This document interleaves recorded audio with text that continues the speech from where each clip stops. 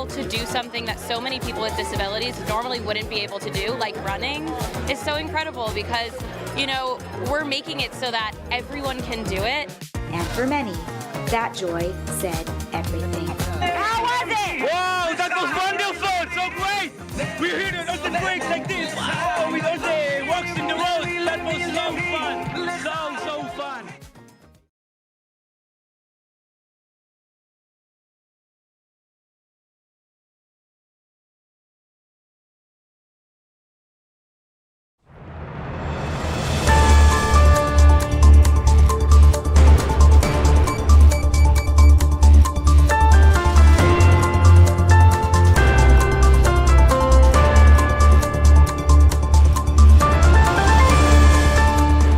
Welcome back to ILTV on the Hour. I'm Caleb bin David, coming to you live from Israel, bringing you all of the biggest headlines from the region. And here are the latest developments. Israel woke to a new reality today. For the first time in years, there are no Israelis being held hostage in the Gaza Strip following yesterday's return of the body of Master Sergeant Ran Dvili, the last Israeli held captive from the October 7th terror attack.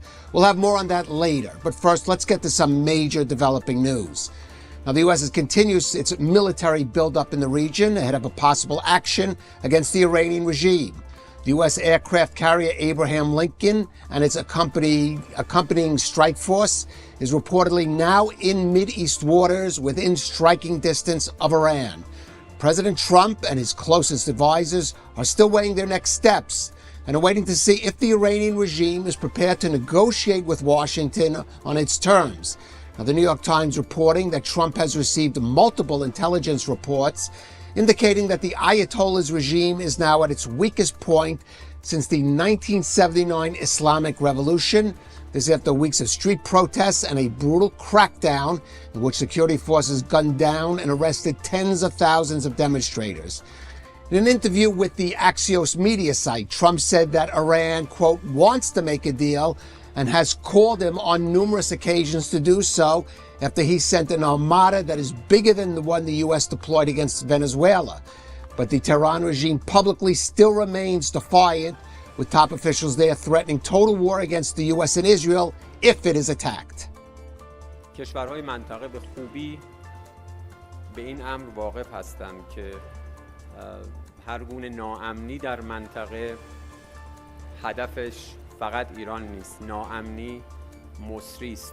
جمهوری اسلامی ایران هم نسبت به توانمندی‌های خودش اطمینان داره، هم تجربه‌های قبلی از جمله تجربه نبرد قهرمانانه خرداد ماه رو در ذهن داره.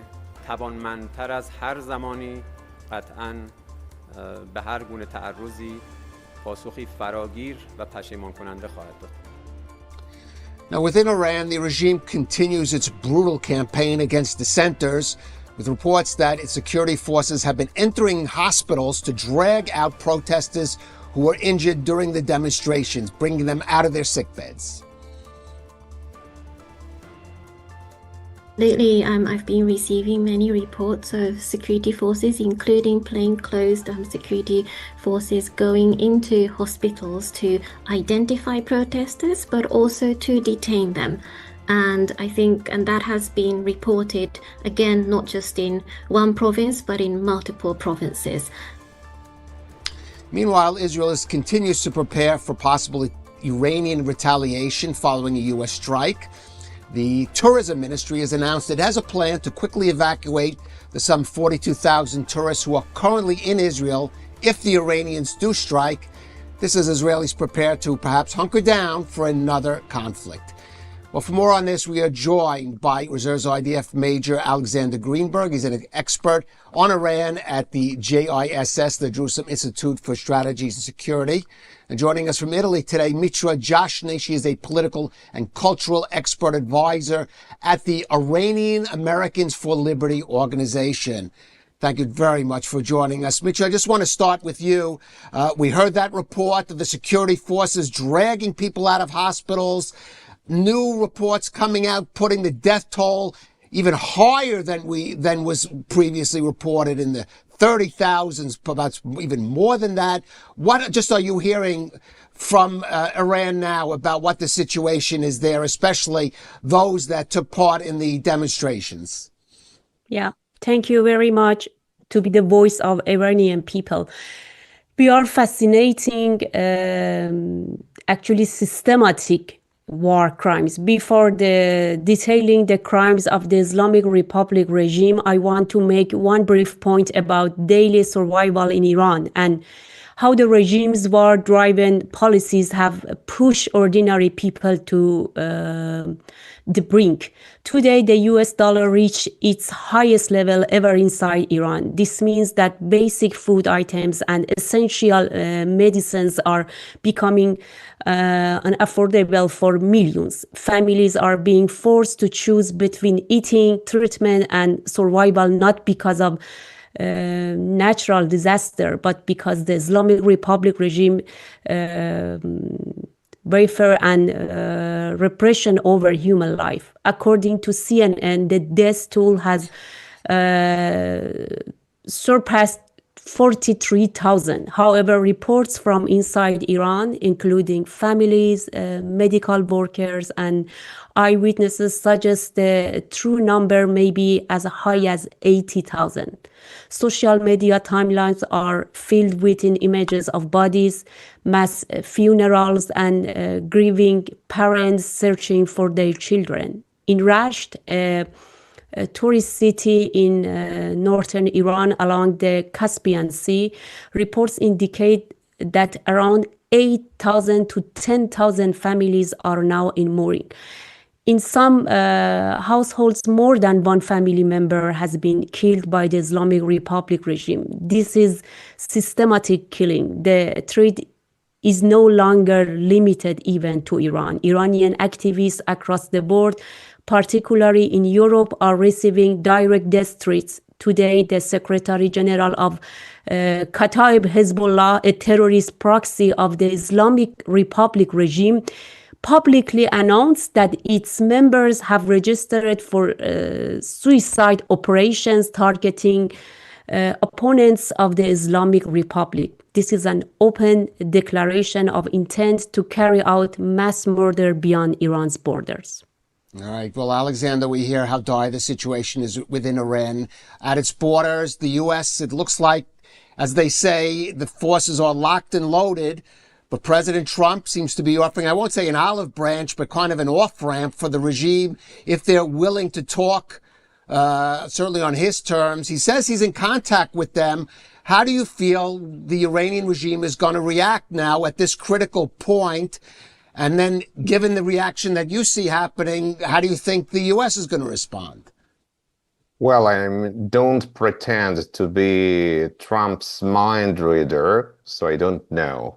But I don't believe this evil regime is ready for any compromise with the United States of America, because any talk to the U.S. about anything will be tantamount to a surrender, which the regime can never afford. It's very simple. So if they agree about anything with the US, it will be automatically interpreted both by Iranian citizens at home and Iran's enemies abroad as a surrender. Hi, you surrender now under this the weight of American strikes, real or potential.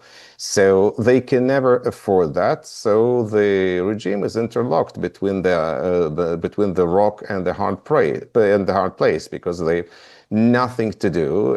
They continue internet blackout that costs billions to the country, as the Minister of Communication, Satora Hamati, said yesterday, but they cannot cancel it, because if they believe that if they call off the blackout of internet, all the information that Mitra has just mentioned, it will be corroborated and will get even more harrowing data about the victims of all Iranian citizen hospitals. So they simply don't know what to do. Yes, there is a possibility that they will launch some missiles on Israel. They do have a missile potential and arsenal, but they lack launchers. for these missiles, and I don't believe the regime is able to do anything worse in comparison with what it has already done in its 3 previous attacks on Israel. And of course, I cannot fathom how they will do that. I mean, retaliation against Israel, not a retaliation, an aggression against Israel, because you retaliate someone who attacks you.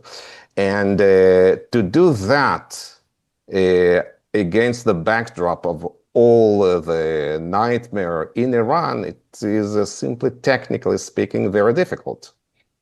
All right, Mitra, as you heard Alexander saying, he doesn't, and perhaps you agree, doesn't believe the Iranian regime will show any flexibility. So in this case, what do the people in Iran and Iranians like yourselves abroad want to see the U.S. do, want to see President Trump do at this stage, and what kind of impact would that action that you want to see actually have inside Iran?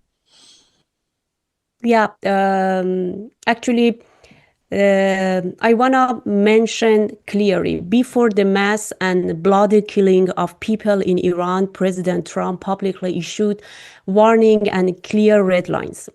If the US government now fails to take any concrete action, this will severely damage American credibility, authority, and deterrence, not only on Iran, but globally. Inaction sends a dangerous message to anti-Western dictators around the world, not only from Iran. The more brutally you massacre your own people, the more the international community will accommodate you. A direct address to Western societies, my message is directed not only to the United States, but also to Europeans and to the people of Canada even. The Islamic Republic treated the people of Iran, citizens of their own country, as a foreign enemy and massacred thousands within just 2 days. Do you really believe that governments built on appeasement can protect you from such a regime? Pressure you elected representative, please demand an end to the movement and presence of terrorist supporters and operatives in your countries. Demand the expulsion of Islamic Republic ambassadors. Appeasement does not buy safety, it exports violence. All right. Well, you heard that there's a call for action there, Alexander. But what specifically kind of action could the U.S. military take? And I've mentioned this New York Times report that President Trump was given by intelligence analysts, that the regime is at its weakest point since 1970, it came into its founding in 1979. What kind of scope of attack would be needed to really deal a potentially critically blow to this regime, if that's even possible with an external attack?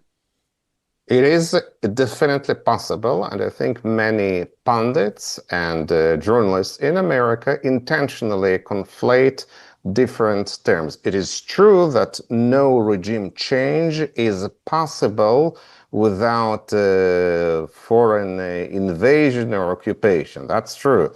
But there is a difference between work for a regime change, kind of democracy building in Iraq, and achieving a concrete American interest, also Israeli, of course. For example, one must strike strategic capacities of the regime, including manpower of the IRGC, so that in order to deny their capacity to kill people in masses. Because I repeat, Iran has always been and remains a very weak country in terms of conventional military might. They kill people intentionally because they don't have enough manpower. They cannot they cannot disperse too much, but they can kill a lot. There's a reason for why they're killing, of course. And as the IRGC control shadowy economy of Iran, they have no incentive whatsoever to defect or to switch sides. They are a side. They are not a neutral military force that tilts here and there. They are the system. And even I would say that one should destroy Iran's strategic capacities and also like its killing capacity towards its own citizens, and thereby creating a possibility for those free Iranians who want to take their fate at their hands. So it will be possible. But of course, yes, I agree that I agree with the assertion that neither America nor, of course, Israel can do all the work for Iranian people. But one can create such a possibility for them, because you cannot expect people to die under the bullets of machine guns.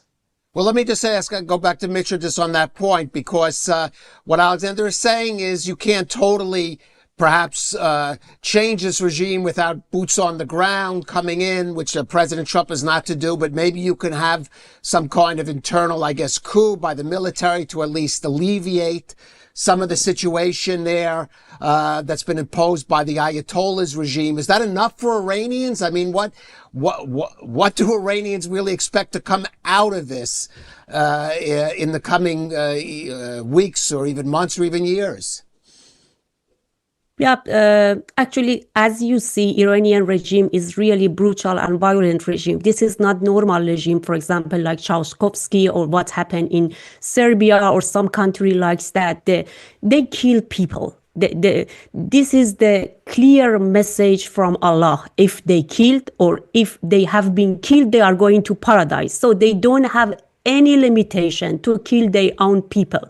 So what we are witnessing meets the legal threshold of crimes against humanity and systematic war crimes. Under international law, these acts fall squarely within the jurisdiction of the International Criminal Court. Silence, inaction, and normalization are not neutral position in the world now. They carry legal and moral consequences. Iranian people can't do it alone. We are not armed. We need some countries support us to take down this dictator. This is not about the question is no longer whether these crimes qualify. The question is whether the international community will uphold the law it claims to defend. That is what we want. We want the international support, of course.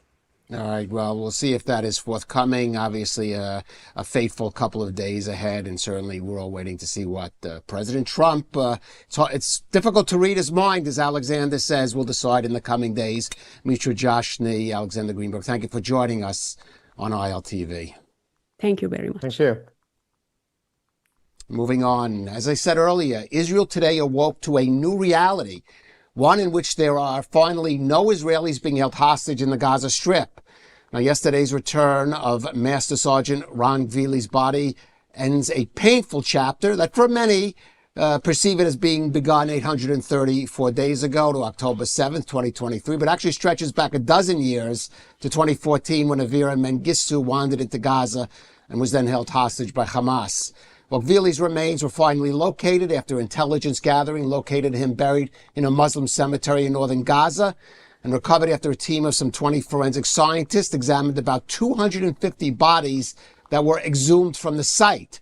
Gvili was killed on October 7th as he battled Hamas terrorists, was praised by Prime Minister Netanyahu as the first in and last out of Gaza. Ronnie Gvili from the special unit in the police, who fought not only with a broken arm, he was shot twice and he kept fighting, and he killed 14 terrorists alone, and then he died, and we said we'd bring him back. He was the first to come in, he's the last to leave, a hero of Israel. Ronnie is back. There are no more hostages in Gaza. Well, Gvili's family said his return provides a sense of needed closure. They also had special praise for President Trump's efforts to return him and all the hostages in Gaza. In Washington, President Trump told Axios that Hamas had aided in the search for Gvili's body, And he praised the terror group for its cooperation, but he did add that Hamas must now lay down its weapons in accordance with the second phase of the U.S. brokered peace deal. Now, that phase is expected to advance somewhat later this week with the partial reopening of the Rafah crossing between Gaza and Egypt, which Israel had conditioned on the return of all the hostages. Meanwhile, as Israelis who had kept vigil for years at Tel Aviv's Hostage Square prepare to finally wrap up there, they are expressing both a sense of relief and hope after Gvili's return. First of all, I'm glad that we haven't started stage 2 before Ronnie came back home. And as for the rest, I just hope that the decision makers make the right decision, whether it's here in Israel or in the United States or anywhere else. Joining us now is Ambassador Daniel Sheck. He is the head of diplomacy for the families of the Hostages Forum and Israel's former ambassador to France. And Ambassador Sheck, Daniel, I've spoken with you quite a lot over the last 2 years and 4 months about the plight of the hostages. I wanted to just to give you a chance to express a sense of what those families must be feeling, what you think the nation of Israel is feeling, and what you personally also must be feeling on a day like today. Thank you, Caleb. Well, first of all, let me correct you. I'm the former director of diplomacy for the Hostage and Missing Persons Forum. I'm happy to have made that mistake. Yes. Listen, I mean, all the obvious things. Obviously, it's a moment of some kind of closure. First and foremost for the Gvili family, which was really in the most unfortunate position of being the very last family on a very long list of 255 hostages. It's always a very uncomfortable situation to be in. They were very scared that they would be forgotten, that their fate would be like the families of those earlier hostages that were taken under the wing of the Forum and predated October 7th. But none of this happened. I can tell you that just the day before yesterday, in the evening, there was a very, very large event organized by the Forum for the families, the staff, and the volunteers of the Forum. There were probably close to 2,000 people there. It was a really big event, sort of a final moment to be together. And the name of Rani Gvili was on everybody's lips. There was not one speaker who didn't mention him. And I'm just so relieved that so quickly after that, just the day after, this very, very sad and dark page in the history of Israel is turned. Right. We should note in terms of events, I believe today, if I'm correct, 5:30 in local time, Israel time, they're going to actually shut down the hostage, that famed clock that's been ticking in the Hostages Forum, which I guess is in a kind of official end. And I think now as we finally could maybe do a postmortem, what does it say about this civil movement that was started on behalf of the hostages, both organizations like the Hostage Forum, but also just maybe the bigger way in which the families, their supporters, and certainly a major part of Israeli society mobilized on their return? I mean, looking at it even as an analyst, what can you say about it? Because I think it's very, very significant, and it certainly plays such a major role. President Trump himself admitted it, and the hostages have said it, that in terms of bringing about this moment. Yes, in the past year, the slogan of the Forum was, "The people will bring back the hostages." And I believe that to a large extent, the people did bring them back. I think that without the ongoing reminder, not to speak about pressure, both on the Israeli side, but also on the American side, we would still have hostages in Gaza as we speak. It was really an amazing mobilization of civil society. It is completely unprecedented in its scope and in its longevity. You know, when we gathered for the first time on October 8th in the Museum Tower close to Hostage Square, the general feeling was that this would take just a few weeks. And we had all sorts of rational explanations why that would be the case. But when it turned out that it's not a sprint, but it's a marathon, and when it turned out that it's not even a normal marathon, it's a marathon that you run, and the end, the final moment, the final line is moving backwards constantly, and so the families never knew for how long they still have to find strength and perseverance in this fight. Then we understood that it will have to last for longer, and it lasted for nearly 28 months without relentlessly. And it's a moment also to thank the so many thousands of volunteers in Israel and around the world who supported us, not only morally, but also in actions, and to thank the many, many donors, companies and private citizens, both in Israel and many overseas, who made this possible. And thankfully, on the very beginning, we always with a smile, we said we're an organization that has only one goal, and that is to disappear. We have finally reached that goal. Right. Now, if I could just ask you to put on your hat as a veteran diplomat and an analyst, now that the hostage issue, I mean, it's not behind anybody, of course, not for the families, not for the society. No, I but understand. there is now, but there is going to be now a focus on what next with Gaza. I mean, that experience may inform it, but this government, as we heard one of the activists say, and maybe successive Israeli governments, are going to have to make some hard decisions about Gaza moving forward. I want to get your sense of how, in the immediate case, you see that developing in terms of this sort of phase two, and perhaps whether there's actually going to be progress towards some kind of resolution there.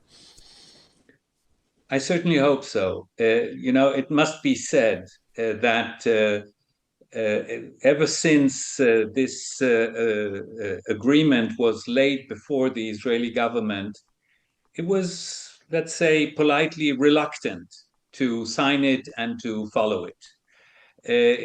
There's no great enthusiasm or not much energy behind the Israeli side, possibly also behind Hamas, but I'm not an expert on Hamas.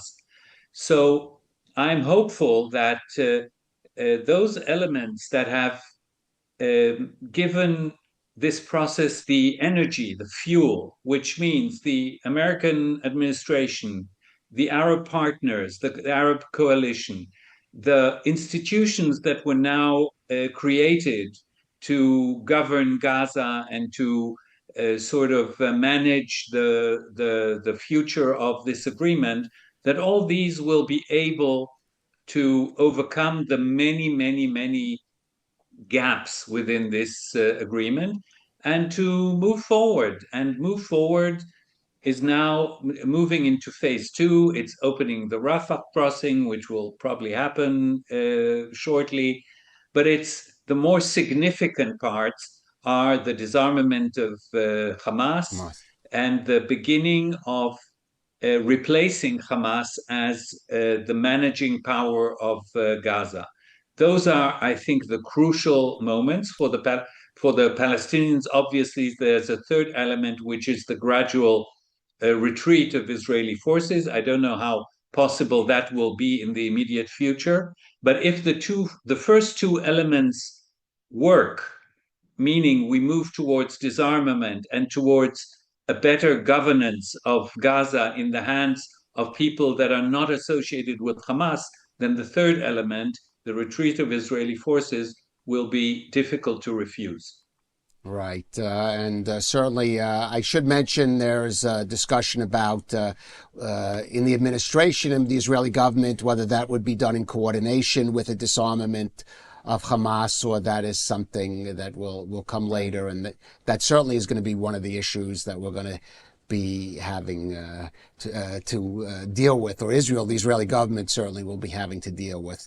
I want to thank Ambassador Danny Sheck, who is the former head Now, the former head of diplomacy for the Family of Hostages Forum. As I said, we've discussed this many times over the past. Yes, and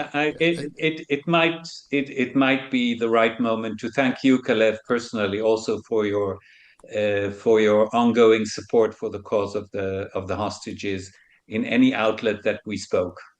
Okay, Ambassador Daniel Sheck, thank you so much for that, and thank you so much for all the work that you've done over the past 2 years, 4 months. Thanks for joining us. And that ends this broadcast on ILTV. You can catch us on our next update, or of course go to our app. There you have the QR code on your screen. I'm Caleb Ben David.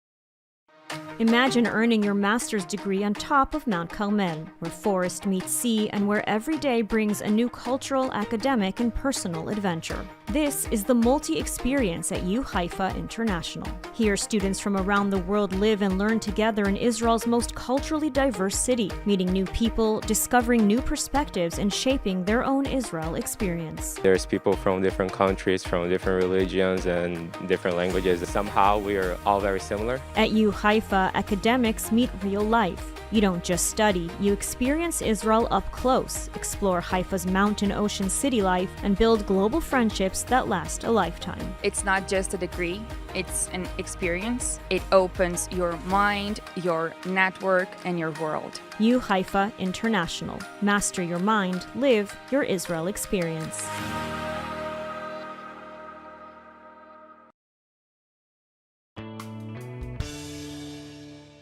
Hello everyone, and welcome back to Good Week Israel, the show where we recap for you some of the positive highlights coming out of Israel from this week. I'm your host, Devo Klein, and coming up on today's show, Israel selects its Eurovision representative for 2026. ILTV participates in the IAC conference in Miami. And a heartwarming display from one former hostage to the only one remaining.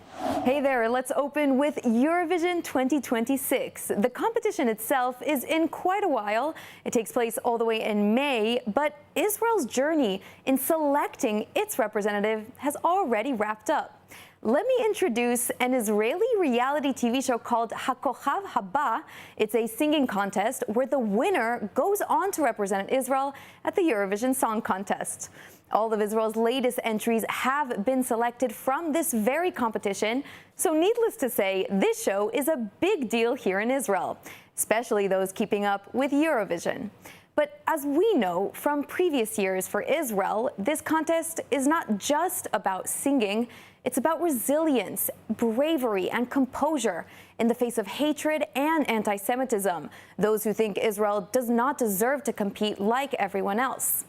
Representing Israel on the Eurovision stage has transformed into a much bigger, more demanding task, not just artistically, but emotionally and mentally. So with that, let's have a look at the winner of Kochav Haba and Israel's Eurovision representative for 2026, Noam Betan.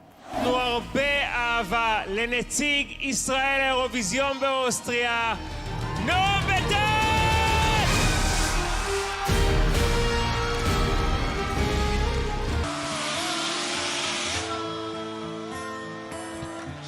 Tu me sauves de l'enfer, tu me laisses un goût d'encore dans la vie et dans la peine, וניצחתי איתי הכל. Noam Betan, a French-Israeli singer-songwriter and creator, was already a favorite to win this season of Kochav Haba from the moment he entered our screens. Born in Ra'anana, central Israel to French immigrants, Noam's musical journey started at a very young age. Beating 3 other contestants on one of the show's most competitive seasons, Betan's history with Kochav Haba does not start in 2026.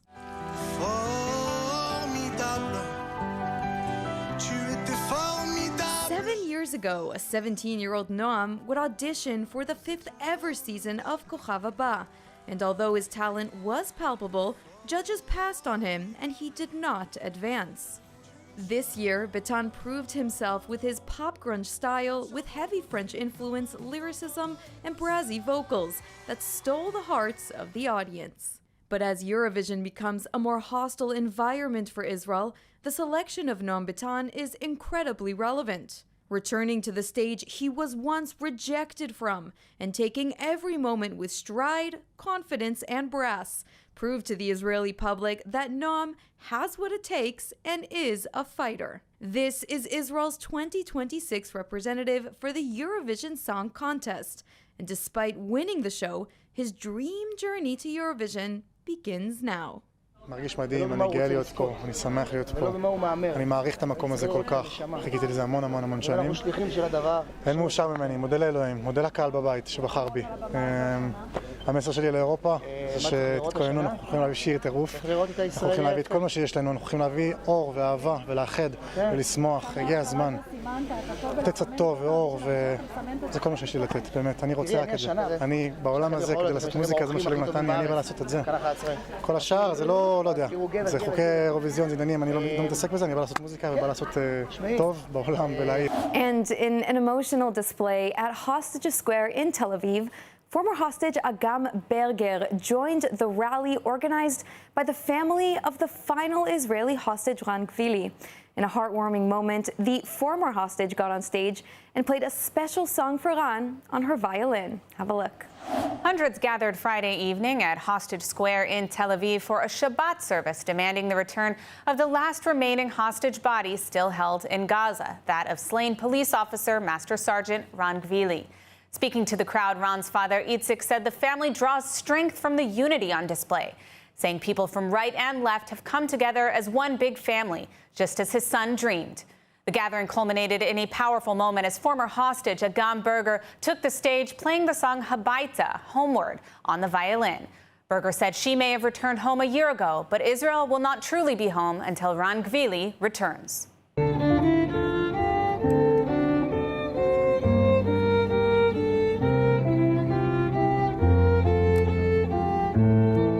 And ILTV was proud to participate in one of the most important conferences for Jewry in North America.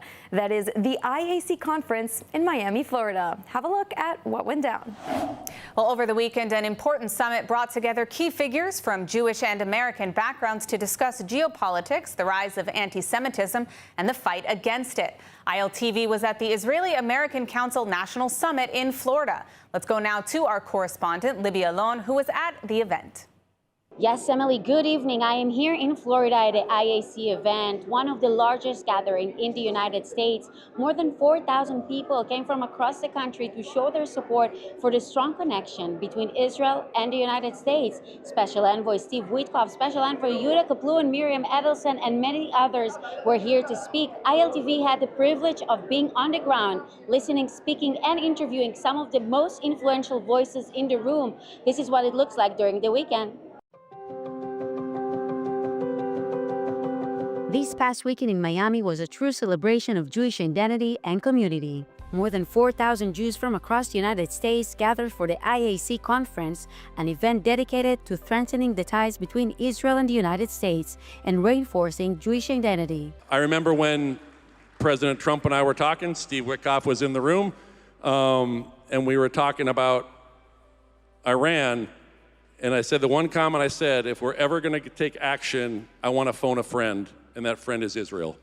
Because of the capability and the friendship that we have with them, and Israel has very unique capabilities. The conference featured prominent speakers and influencers from around the world, Special Envoy Yehuda Kaplan, philanthropist Dr. Miriam Edelson, and others who discussed the challenges ahead and ways to strengthen the bond between Jewish communities and Israel. Global anti-Semitism is on the rise. How we combat it is part of what was said before about having a cohesive strategy. The battle is, we're fighting it. We are not tolerating one issue of anti-Semitism. The president has made it clear, and for those of you who don't know, on Monday he said anti-Semitism has no place in America. The conference also addressed key geopolitical issues. U.S. Special Envoy to the Middle East Steve Witkoff spoke about Iran, revealing that at President Trump's direction, the U.S. contacted Iran officials to express concern over report of mass execution of anti-regime protesters. President Trump warned the Iranians, and at his direction, we communicated with the Iranians yesterday, and one of the things we were concerned about were the killings that were rumored to be on the way. Hangings, mass hangings, and that's been shut down. I think, as everyone knows, the president has announced that. He's the only one in the world who has that indomitable strength that can bend people. I watch it happen. It's quite remarkable to watch it happen. The people of Iran clearly want that regime gone. What would you say to them? I'd say to them, they're incredibly courageous people, and we stand with you. The Trump administration was strongly represented with Attorney General Pam Bondi and Deputy Attorney General Hermit Ilan, emphasizing their commitment to fighting anti-Semitism and strengthening ties with Israel.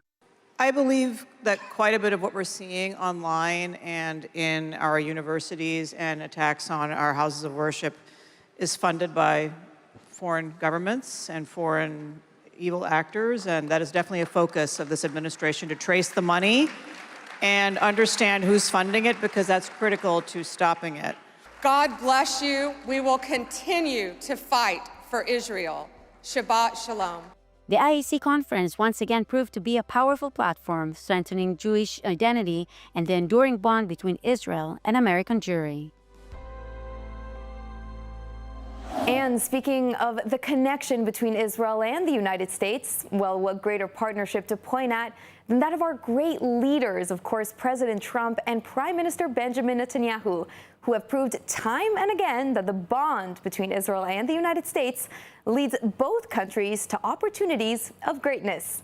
The Israeli Prime Minister actually posted a congratulations video in honor of the president's first full year back in office. Take a look. Prime Minister Benjamin Netanyahu congratulated U.S. President Donald Trump on marking 1 year since returning to office for his second term.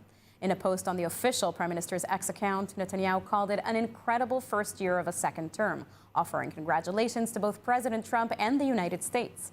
The two leaders have maintained close ties, meeting face-to-face 6 times since Trump began his second term, most recently just weeks ago in Florida. From the Golan Heights to Gaza, you've proven time and again what I've said many times. We've never had a friend, even close, a friend, as President Trump in the White House. So I think we have a partnership, if I can quote you, second to none. I think it's allowed us to do enormous things. While you focus at home on making America great again, your leadership abroad is changing the world for the better, ending wars and advancing peace. I think what President Trump has done in a very short time is bring America back to the front seat, to the driver's seat in world affairs, and that's very, very important. I think he's been extraordinary in his friendship and his support for Israel, his principled positions, his willingness to just cut through and get to the essence of things. Israel with other people might not exist right now, if you want to know the truth. The coordination between an American president and an Israeli prime minister has been unmatched. It offers great promise for Israel, for America, for our region, and for the world. We're with you, and we'll continue to be with you, and a lot of good things are happening. Thank you for your friendship. Thank you very much, baby. And thank you for your support. Thank you. Thank you very much. Thank you, Mr. President. Well, there are more diplomatic ties worth mentioning, like that of Honduras, the Central American nation whose president-elect just visited Israel and the prime minister in a show of strengthening bonds and enduring ties. Have a look. Prime Minister Benjamin Netanyahu met in Jerusalem with Honduran President-elect Nasser Tito Asfura, signaling a push to deepen ties between the two countries. Asfura, a conservative businessman and former mayor, was elected on a platform focusing on economic stability, infrastructure, and strong relations with the United States and its allies. Honduras has been one of Israel's closest partners in Central America, regularly supporting Israel in international forums and maintaining warm diplomatic and security ties for decades. The country previously moved its embassy to Jerusalem, a step seen in Israel as a major diplomatic gesture. Netanyahu said Israel and Honduras are refashioning their relationship, highlighting cooperation in economy, agriculture, and technology, and telling the president-elect that as far as Israel is concerned, the sky is the limit. Foreign Minister Gideon Saar also hosted President-elect Asfoura at the Foreign Ministry during his visit, saying he's certain that under Asfoura's leadership, Honduras will once again be one of Israel's close friends and allies, and pledging Israel's support in strengthening bilateral ties after 4 years of leftist rule in the country. I welcome you in Jerusalem. It's an ancient city, but it's also a city that looks forward to innovation and to cooperation with you and the people of Honduras. I look forward to working with your government, both in economic fields, in agriculture, in technology, in any of the areas that I think are laid before us. You should know that as far as Israel is concerned, the sky's the limit. Muchísimas gracias. Gracias, primer ministro. Estoy seguro que todo lo que usted dijo lo vamos a poder hacer juntos para Israel y Honduras y tener esas relaciones estrechas para las próximas décadas, trabajar por la paz, por la amistad, por un futuro, por una América más unida, más democrática, con paz, trabajo y esperanza. Estoy seguro de eso. And we have one more example of international cooperation for you, but this time with a twist.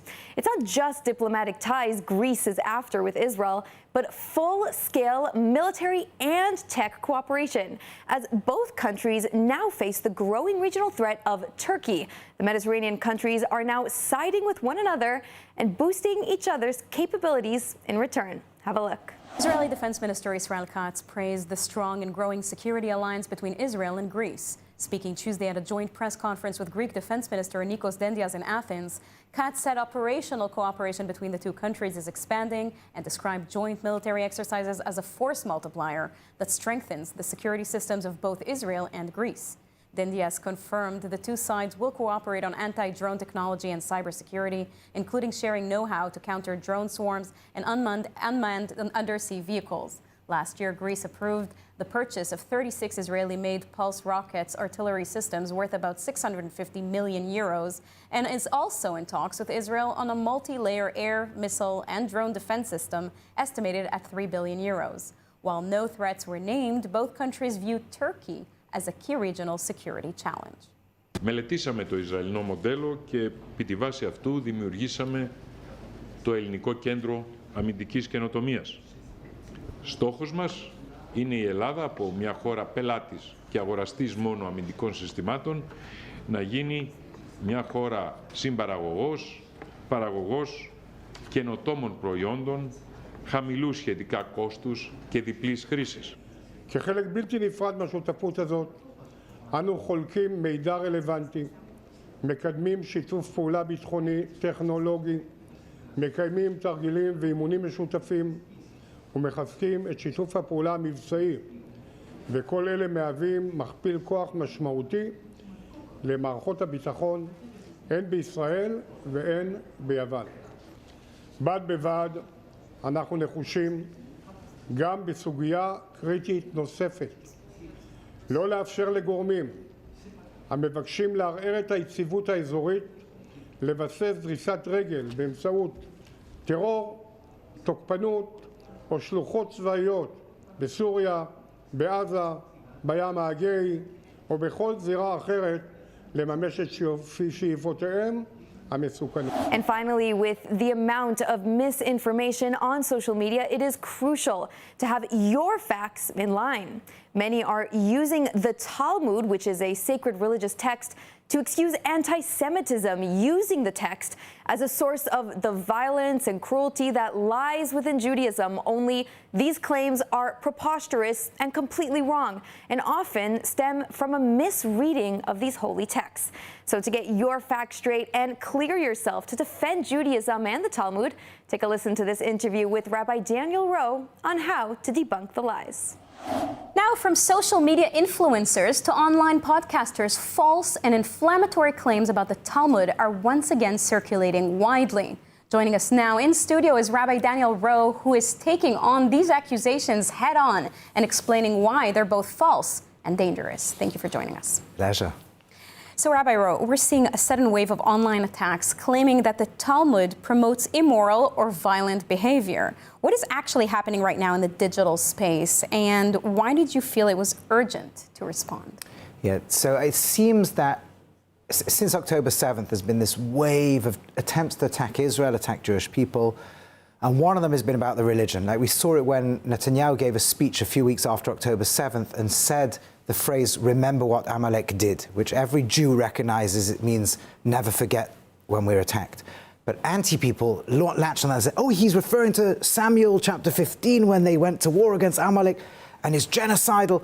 The same thing's happening with Talmud. They're going to old quotes that have been long debunked, trying to cherry pick them, stick them all over social media and say secretly these Jewish people are into killing non-Jews and hating non-Jews. I felt the need to respond when people started reaching out to me, Jews and allies who say we can defend Israel, but we don't know how to defend this. We don't know the Talmud.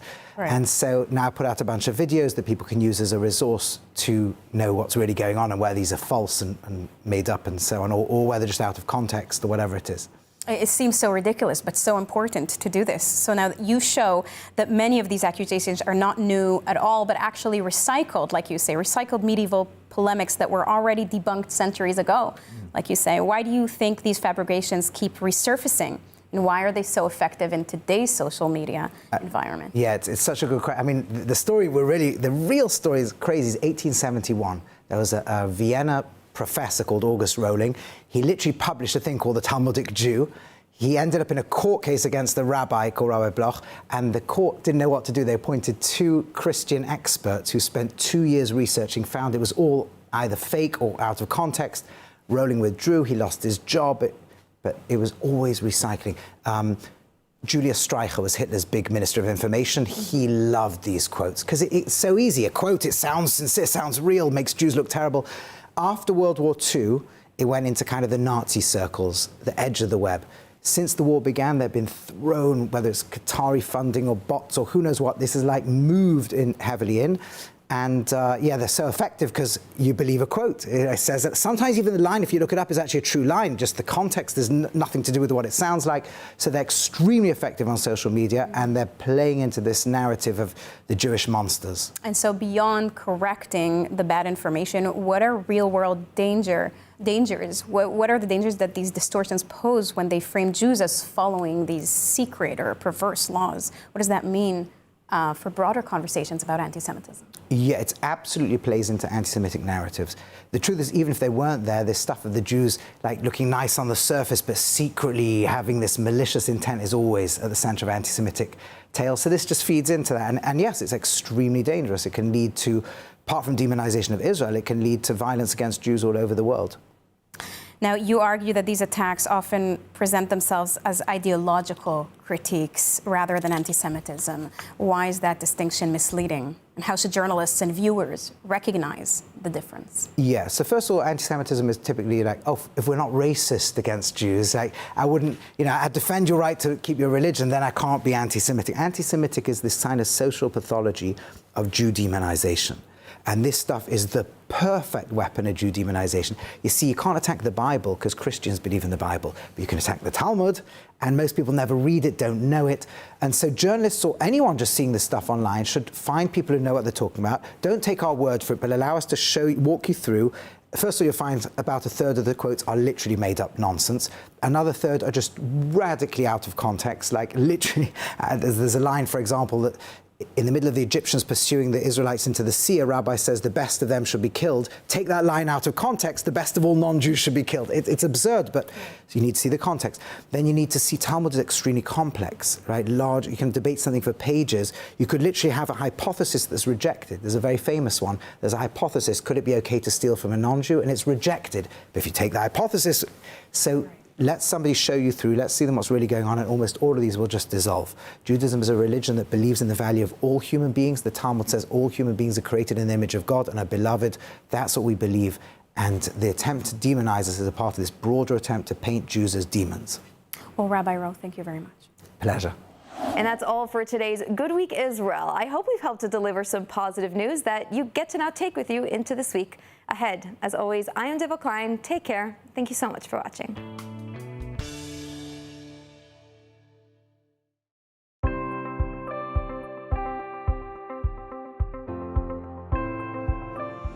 story of the Jewish people has never been about standing still. It's a story of moving forward, of taking responsibility, of protecting what matters, no matter the challenge. That story is still being written today, not with swords, but with stewardship of the land, with the rule of law, and with the determination to secure Israel's future. And on the front lines of that mission stands Regavim. Regavim is a public movement dedicated to defending Israel's national lands and natural resources, in the field, in the courts, and in the public square. Through research, on-the-ground action, and legal advocacy, Regavim works to uphold the rule of law and to ensure that Israel can grow, thrive, and remain rooted in its homeland.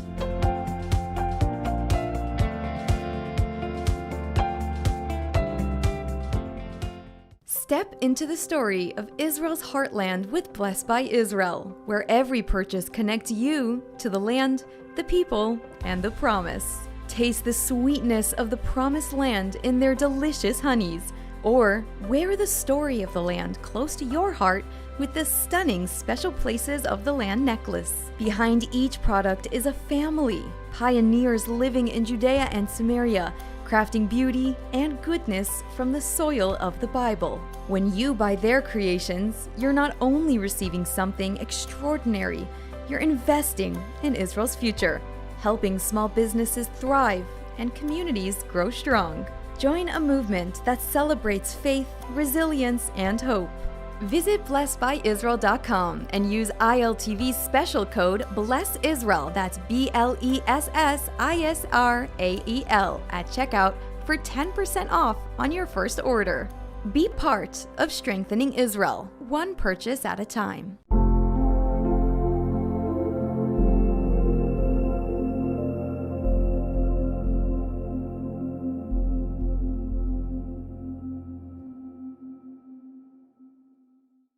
As people around the world celebrate the holiday season, one Israeli program is bringing real light to children who have known darkness. Tonight, ILTV's Mayan Hoffman brings us the story of Kfir Sabag, a young man whose life was transformed. The holiday season is about light breaking through darkness, about hope when things feel uncertain. For World Emuna's Neve Michael Children's Village, that message is lived every single day. Kfir Sabag was just 10 years old when his life changed forever. I remember it like it was yesterday. It was 21 years ago in 2004. I am 10 years old and my little brother was 7. It was a difficult moment. After losing their mother and father, Kfir and his younger brother were sent to Neve Michael, an Emuna children's home created to give vulnerable children stability, safety, and a future. For Kfir, it became something even more personal. I very love this place. It's my home, it's my family. Neve Michael is part of World Emuna's broader mission, building Israeli society by supporting children who come from broken or unstable homes and giving them the tools to succeed. For Kfir, the impact was life-changing. I feel loved. These people in this place is my mother and my father, and the Bnot Sherutis was my big sisters. With the support of Neve Michael, Kfir became the first in his family to graduate from university. He went on to earn a master's degree with honors, serve as an outstanding combat soldier, and build a family of his own. But his story does not end there. Today, Kfir has returned to Neve Michael, not as a child in need, but as a leader and mentor for the next generation. Every morning I up in my bed and I happy. I talk with the children, I talk with the people in this place, and I say thank you to God. He now serves as Neve Michael's children's group coordinator, helping children who are walking the same path that he once did. A lot of people help me, and today I help the other people, the other children, the other teenager. For World Emuna, this is what success looks like. Children who grow up, build strong lives, and make sure the next generation never needs the same help that they once did. This holiday, as candles are lit across Israel and around the world, Neve Michael is proof that light does not just flicker, it multiplies. Because when you change one child's life, you help build the future of Israel itself.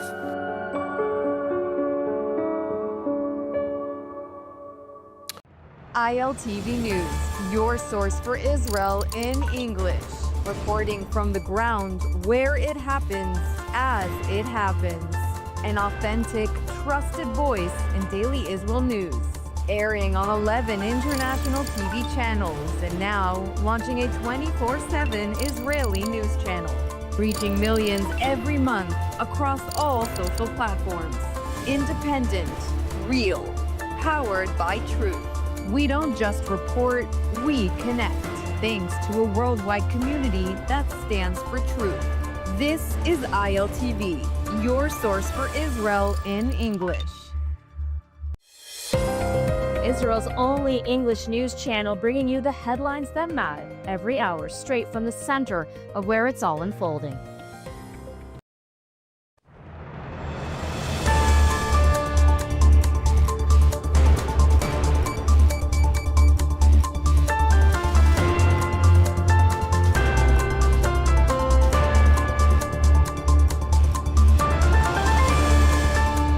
Welcome back to ILTV on the Hour. I'm Divo Klein, coming to you live from Israel, bringing you all of the biggest headlines from the region. For the first time in 11 years, there are no more Israeli hostages in Gaza. This after the IDF recovered and identified the body of the final Israeli hostage, Ran Gvili. Gvili's remains are back in Israel, and his funeral procession is expected to take place tomorrow in Meitar. Now, the details of his rescue operation, dubbed Operation Braveheart, are now being revealed by the IDF and Shin Bet. Gvili's body was found in a cemetery after nearly 2 hours of scanning and searching bodies. This, the Shin Bet reveals, was based on intelligence provided by a Palestinian Islamic Jihad terrorist who knew of Gvili's whereabouts. The terrorist was apprehended by IDF forces and interrogated. There he revealed that he was involved in the transfer of Gvili's body between multiple locations until his final destination at the Al-Bech gravesite in northern Gaza. This intelligence led forces to the gravesite where Gvili's body was finally located and rescued. Netanyahu credited Trump for his work and spoke of Gvili's bravery at this morning's conference. Take a listen. And we forever remember the ones that were fallen. And we committed to bring back our fallen heroes and also all the hostages that were taken. And people didn't believe that we'd get the 20 live hostages. With President Trump's help, we got them out. With our brave soldiers who went into Gaza, stuck a knife to Hamas, and they realized that their last stronghold was going to go. And President Trump stuck a diplomatic knife on the other side. We got the 20 hostages. Ran Gvili. Ran Gvili, from the special unit in the police, who fought not only with a broken arm. He was shot twice, and he kept fighting. And he killed 14 terrorists alone. And then he died. And we said we'd bring him back. He was the first to come in. He's the last to leave, a hero of Israel. Rani is back. There are no more hostages in Gaza. And following the return of the final Israeli hostage, as Israelis take a sigh of breath, Phase 2 of Trump's Gaza ceasefire plan can now come into effect. The Rafah border crossing is due to open in the coming days, and the NCAG, the National Committee for the Administration of Gaza, is set to begin operations in the Strip accordingly. This follows U.S. pressure and a visit of U.S. envoys Wickoff and Kushner to Israel, where a final push to begin Phase 2 was underway. Senior officials in the so-called Board of Peace said Monday that a renewed push to reach Phase 2 in Trump's Gaza plan has been genuine and sincere by all sides, including Hamas. Trump added Monday that disarmament of the terror group is still a necessity. A senior administration official echoed the sentiment, saying that he thinks Hamas will cooperate. According to a report by the Financial Times, Jerusalem and Washington could enter talks to bolster military cooperation and identify a 10-year security plan for Israel, Gaza, and the region. Meanwhile, U.S. military warships' presence in the region continues to grow as the regional buildup ahead of a potential strike on the Islamic regime now reaches full capacity. President Trump and his advisors are still weighing the next steps, with diplomacy and negotiations still reportedly on the table for Washington. The New York Times is reporting today that Trump has received new intelligence indicating that the regime is at its weakest point ever since 1979 and the Islamic Revolution. This after weeks of protests and brutal crackdowns by IRGC police, which have led to thousands dead, bodies piling up in hospitals and morgues, and an internet blackout, which today enters its 19th day. And really quickly, a terror attack was foiled in Azerbaijan when 3 ISIS-linked terrorists were planning an attack on the Israeli embassy building in Baku. All 3 citizens have now been detained by security officials. And that's a wrap for this edition of ILTV on the Hour, broadcasting to you live from Israel and the Middle East. Scan the QR code for more updates on our WhatsApp channel. I'm Devo Klein, and thank you so much for watching.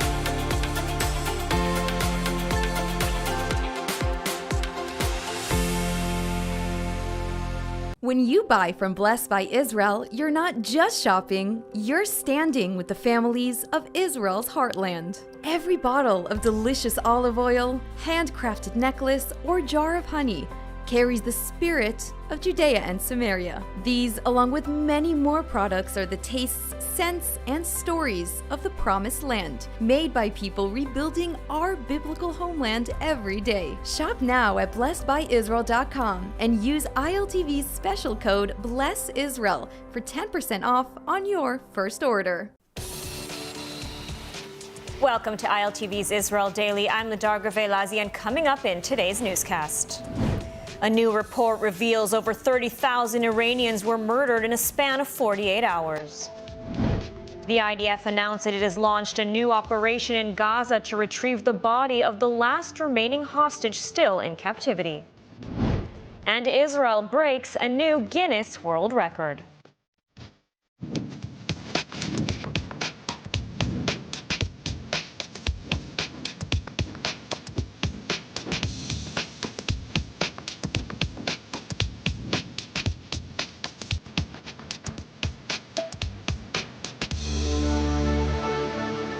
Despite reports that Iran's supreme leader Ayatollah Khamenei is hiding in a bunker, the Iranian regime does not seem to be heeding U.S. President Trump's warnings, instead opting to issue threats of its own to the United States. Meanwhile, new details emerge on the scope and horrors of the regime crackdown on protesters. All the details in the following report.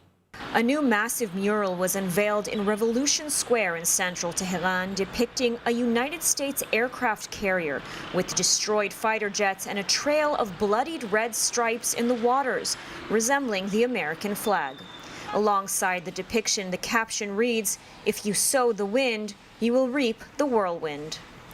The mural is a direct threat by the regime to the United States, warning against launching a military strike as U.S. warships continue to move towards the region.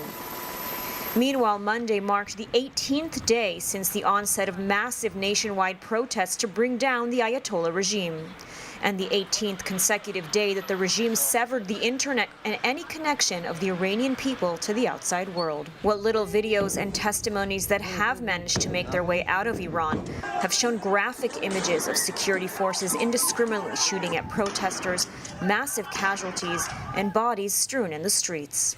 A report from Time magazine claims more than 30,000 people may have been killed in the span of 48 hours, a claim the regime denies. And a new report from the New York Times released on Sunday said that on January 9th, the supreme leader of Iran, Ayatollah Khamenei himself, ordered Iran's Supreme National Security Council to crush the protests by any means necessary. The report cited 2 Iranian officials who were briefed on this directive. Sources said security forces were ordered to shoot to kill and show no mercy. The Times report also interviewed 24 Iranians in major cities throughout the country, many who spoke anonymously out of fear for their lives. Among them, medical workers who described scenes of horror and chaos as thousands of wounded protesters streamed into hospitals. The doctors described scenes of patients with gunshot wounds to the head and neck, including small children. One doctor described wanting to die as he had to remove both eye sockets of a 13-year-old who was shot by regime forces. The Times report chronicled the atrocities to the early days of the protests, as world leaders were urging Iranians to take to the streets and promising help. But according to the report, by January 12th, the protests had largely been crushed. And so, as the internet blackout continues and American warships continue to arrive in the Middle East, little is known about the continued scope of the massacres against the Iranian people or the state of their uprising today. Help may be on the way, but is it already too late? And as more and more testimonies emerge from inside Iran, one thing is clear: the Ayatollah regime is massacring its own citizens. And as the internet blackout continues, little is known about the state of the protest today on the 18th day. And so joining us now to discuss the situation inside of Iran is Iranian activist Lily Mu. Lily, thank you so much for joining us. Thank you. Thank you for having me, and a big condolence to the international community on behalf of Iranians, because if we are getting killed, every person in this country, in this world, is in danger.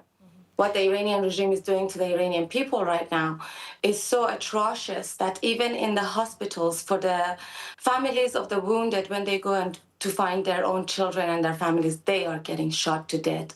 The bodies of our murdered innocent youth is being thrown in body bags and thrown like garbage in massive, massive lorries, which when they are driving away from those sites, they are pouring blood out from the bottom. It's like a trail, a heavy trail of blood, as if it's a tap of water that's been opened, like a fire brigade, and level of pressure. Blood is just, it's unheard of in the entire history of modern history of Iran. The massacre that is taking place in Iran is an atrocity against Iranians and the international community. And we demand that people pay attention and be our voice, take action.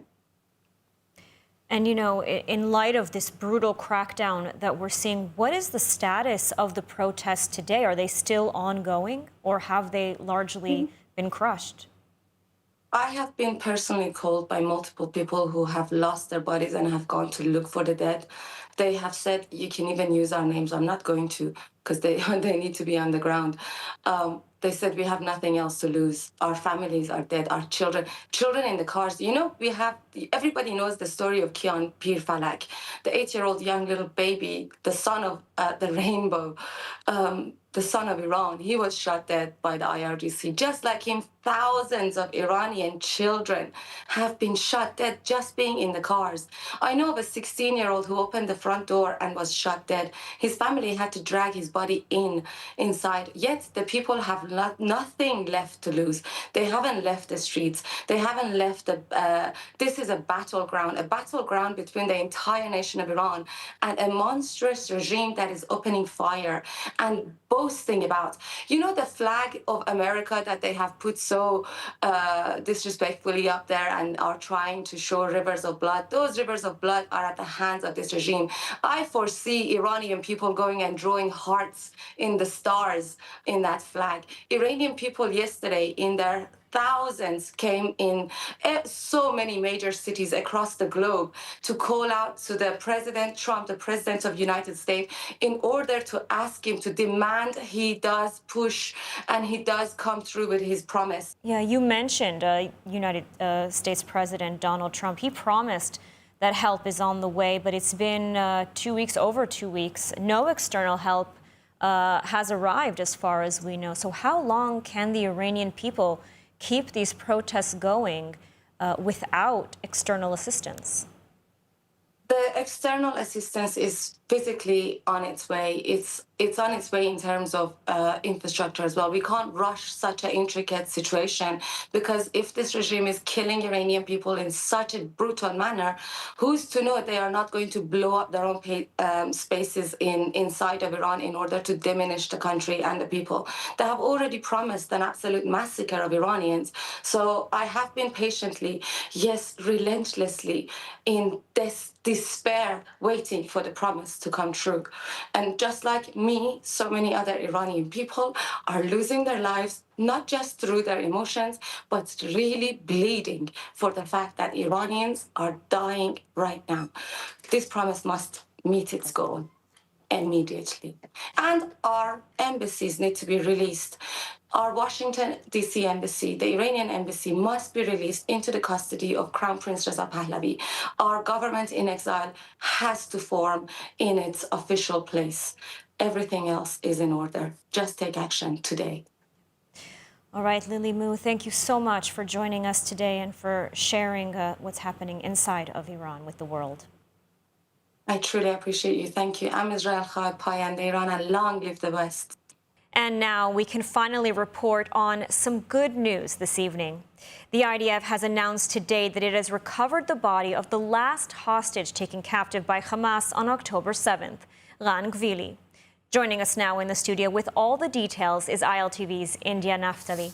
India, so incredible to be able to report that all the hostages are finally back home in Israel. Absolutely, Lidar. I mean, there are absolutely no more hostages in Gaza. This is the first time in a decade that this has been the reality. Ran Gvili was a 24-year-old police officer who died in battle on October 7th. His family has been waiting a painstakingly long time for his return, advocating with tears out in Hostage Square at the protest, speaking out. And finally, they're getting the closure they deserve to see their son finally home. The operation started this weekend for his search, and it, of course, ended just now. What does that mean? First of all, he will have his burial in Israel. He was successfully identified. His family has been updated, and they now know. And now what we are going to see is the Rafah opening. It was actually quite controversial, this Rafah opening. Is why would we open the Rafah border if all of our hostages have not been returned? That was a big question in Israel's security cabinet. And now that Ran Gvili has been returned, it does seem that there will be no questions. The Rafah opening, the Rafah crossing will be opened, and that will probably happen as soon as they can. Now, with the Rafah opening, this is something that they've been talking and delaying because of this very issue of our hostages still being in Gaza. And now that Ran Gvili is home, there should be no issue. Now, what we see is, this is 2 years, long years of advocacy and diplomacy and searching, and we're finally going to see Ran home. So incredibly happy to be able to report on that today. And of course, we are officially entering phase 2 now with all the hostages back home. India, thank you so much for sharing the update. Thank you so much, Lidar. And the IDF also said it carried out multiple strikes on Hezbollah targets in Lebanon overnight, eliminating a Hezbollah terrorist posing as a school teacher and striking weapons storage facilities and military infrastructure used by the group's elite Radwan force. The IDF also revealed new intelligence on a Hezbollah mechanism operating inside civilian villages in southern Lebanon, a system the military says is a direct and ongoing violation of ceasefire understandings and poses a growing threat to Israel's northern border. ILTV's Steve Leibovitz has the details.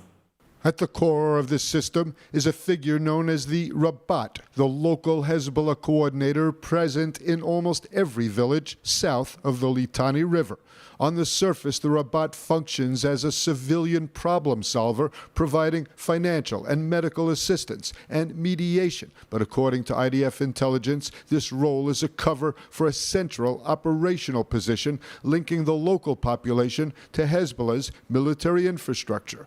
The IDF said the Rabats control property seizures and rentals for terror purposes, direct the conversion of homes and civilian buildings into weapons depots and operational sites, and coordinate the deployment of fighters and equipment inside populated areas. These are activities that are explicitly forbidden under the post-war arrangements. As representatives of Hezbollah's Executive Council, Rabats are privy to sensitive intelligence, including the locations of weapons movement routes and command structures, making them the organization's eyes and ears at the village level. One recent example took place in the village of Yanu after the IDF provided actionable intelligence to the Lebanese army regarding a Hezbollah weapons site.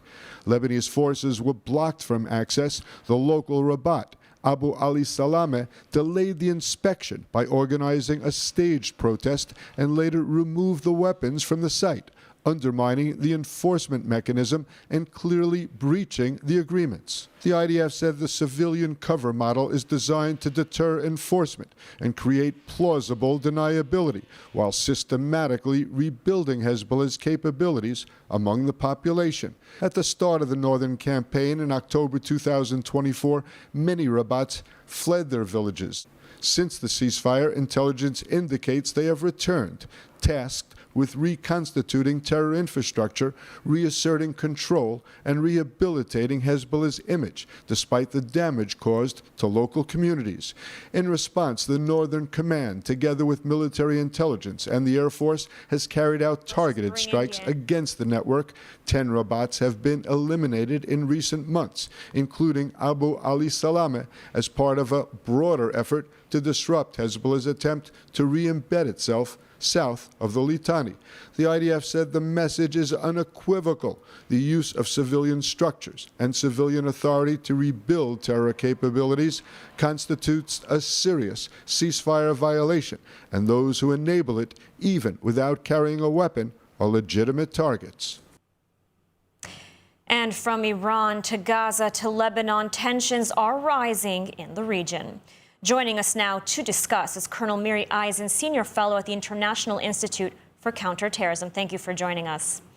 Thank you so much. Let's start with Iran. We're witnessing a very serious buildup of U.S. military presence in the region after over 2 weeks of speculation. I mean, what is your assessment of an imminent attack? To have a credible threat, you have to have a credible buildup. So let's first of all say that if the United States wants to attack, they have to build up the forces. But even if they don't want to attack, they have to have a credible threat for the Iranians to come to the table. Lidar, what does the United States want in that sense? Do we want Khamenei, the supreme religious leader, to step down? That's not going to happen. Do we want the entire Revolutionary Guard in that sense to say, you know, we're stepping back? They're not going to do that. So what the United States will need to do is to attack not just the different symbols of government, and Khamenei is not just a symbol. They have to have credible capability to really be able to attack all of the different aspects of the regime. I think the United States has that capability. That does not mean they will attack it, but the credible threat ups the opportunity, perhaps, for those who want it, to allow, if they want it, the Iranians to come to the table and talk with the United States. Now, Iran is continuing to threaten the United States, threatening retaliation, both the United States and on Israel, of course. Should the U.S. decide to strike Iran, I mean, what role will Israel play, and what are the risks to the Israeli home front? So in Israel right now, we're awaiting the U.S. decision. It's up to them if they will or will not attack. To me, almost clearly, if the United States chooses to attack, and they attack the regime sites, which include both the Revolutionary Guard, but also the actual regime, to me, there's no doubt that this Islamic regime will immediately try to attack not just U.S. targets throughout the Middle East, but also Israel. Why are they going to do so? Because for the Islamic regime, in their perspective, it's win-win. You both attack Israel, and sadly, very sadly, Israel today is at the place where if you attack Israel, you're on the right side of the map, which would put Iran in the right side of the map. And I absolutely think that the Islamic regime would want Israel to participate in an attack against them, because, again, it shows from the Islamic regime's perspective, Israel being aggressive, even if all we were doing is responding to their attack. So they have an interest to draw us in and to focus on us.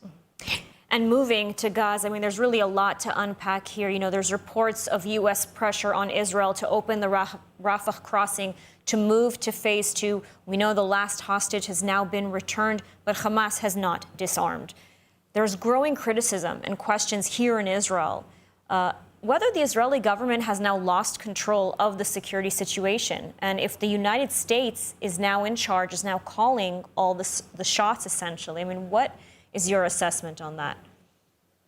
So Israel is not inside all the Gaza Strip. Israel realigned on October 13th, and I want to remind all of us, we got back 20 live male hostages. Since then, we've gotten back the other dead hostages. That's very important for our own recovery as a country. It's not just about Oy Hamas, because it's still Oy Hamas. They exist. They want to destroy us. They want to keep their power.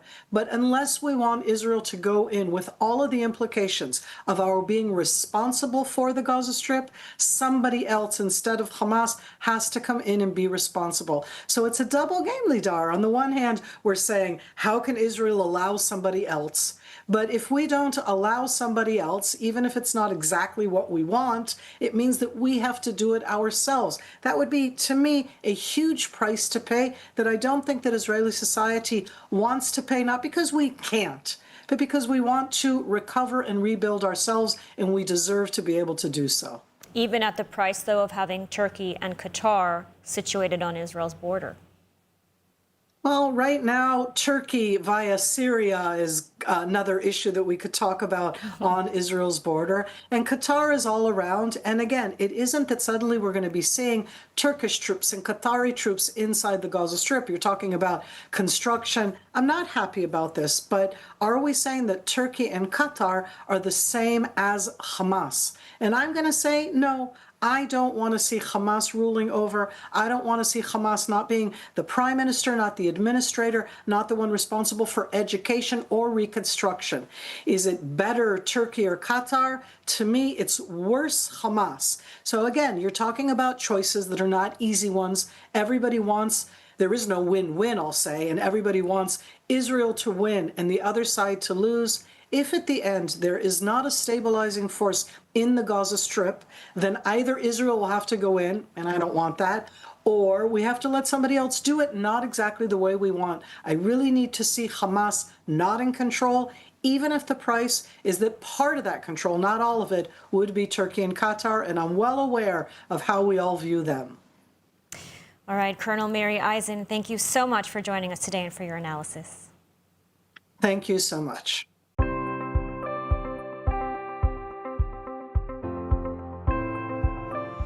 The story of the Jewish people has never been about standing still. It's a story of moving forward, of taking responsibility, of protecting what matters, no matter the challenge. That story is still being written today, not with swords, but with stewardship of the land, with the rule of law, and with the determination to secure Israel's future. And on the front lines of that mission stands Regavim. Regavim is a public movement dedicated to defending Israel's national lands and natural resources in the field, in the courts, and in the public square. Through research, on-the-ground action, and legal advocacy, Regavim works to uphold the rule of law and to ensure that Israel can grow, thrive, and remain rooted in its homeland.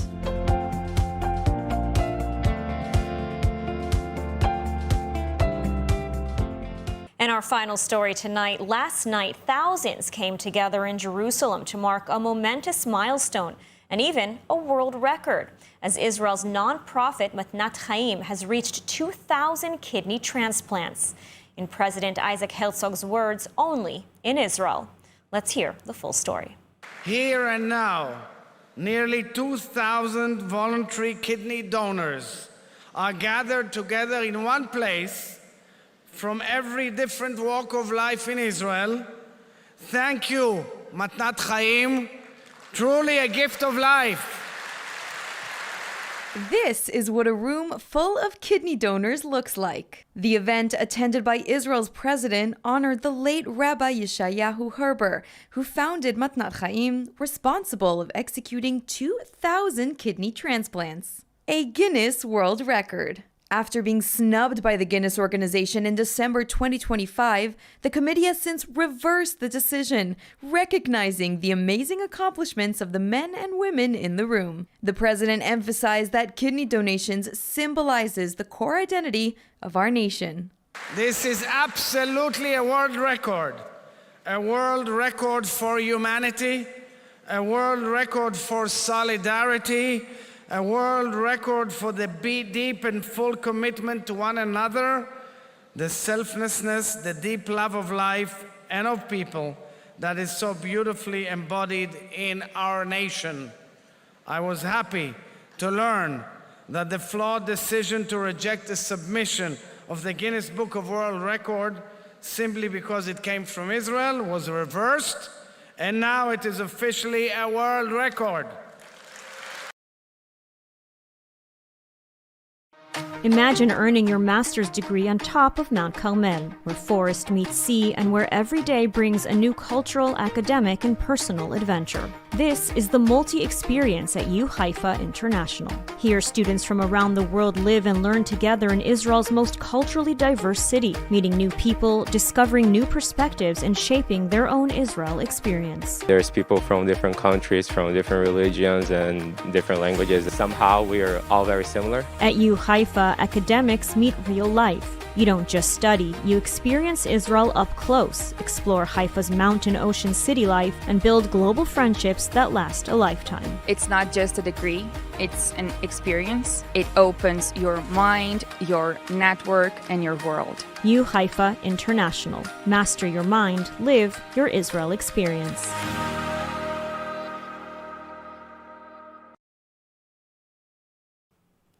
And now let's take a look at the weather forecast.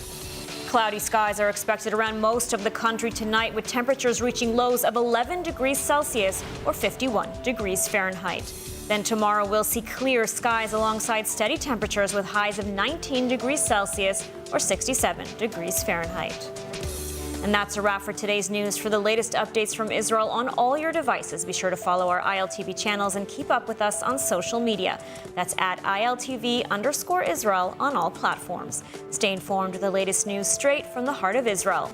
I'm Ladar Gavelazi. Be well, and thank you so much for watching.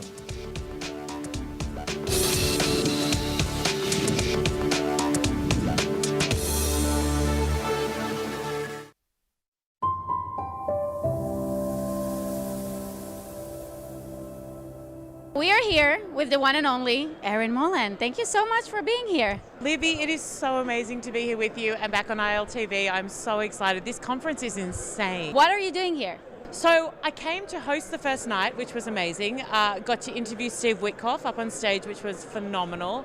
How was it? Came to support. It was great. Look, a lot of it was focused on Iran for obvious reasons, and I think what people need to remember is he's not going to be able to tell me anything that is considered intel, anything that could give away what they're planning on doing. So it was really interesting, but we didn't get a lot of answers. But I kind of like that because President Donald Trump works in that way, in that before the 12-day war started, President Trump said, I'll give the Iranian regime 2 weeks. 2 days later, Israel went in. So I think people need to have faith and stay strong in that aspect. The other thing we talked about, of course, was the hostages, and he was phenomenal. I could see tears in his eyes. He feels this very deeply. He spoke about President Donald Trump crying in the White House when the hostages were returned and saying to Steve Witkoff, this is the greatest day I've ever had in the White House, which should give comfort to Israelis and Jews everywhere that Donald Trump values this relationship. It's been phenomenal. The energy is incredible. People are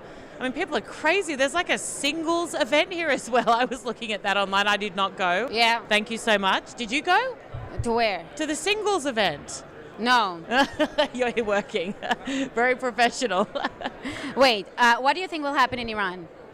Great question. Look, I am not a fan of doing any kind of deal. I don't think you can do deals with a terrorist regime. And diplomacy is a wonderful thing when it's not a terrorist regime that takes joy in killing its people and the rest of the world. I say no deals. I say no negotiations. I want the US to go in and destroy this regime. I think the people have shown how courageous and brave they are. They're fighting for their lives. And I think for people in America who say America first, destroying this regime is America first. They have the blood of Americans on their hands. They had a bounty out on President Trump. Whether or not they will, I don't know. I look at military infrastructure that's moving towards the region from the US. I know there's a lot of rhetoric saying things have calmed down, and Steve Witkoff said on stage last night that diplomacy is the answer and the key. But these terrorists don't understand diplomacy. Yeah. They don't speak the language of diplomacy. I agree. So I think nobody wins if they stay in power, and there have been thousands upon thousands of lives that have been lost over the last 2 weeks.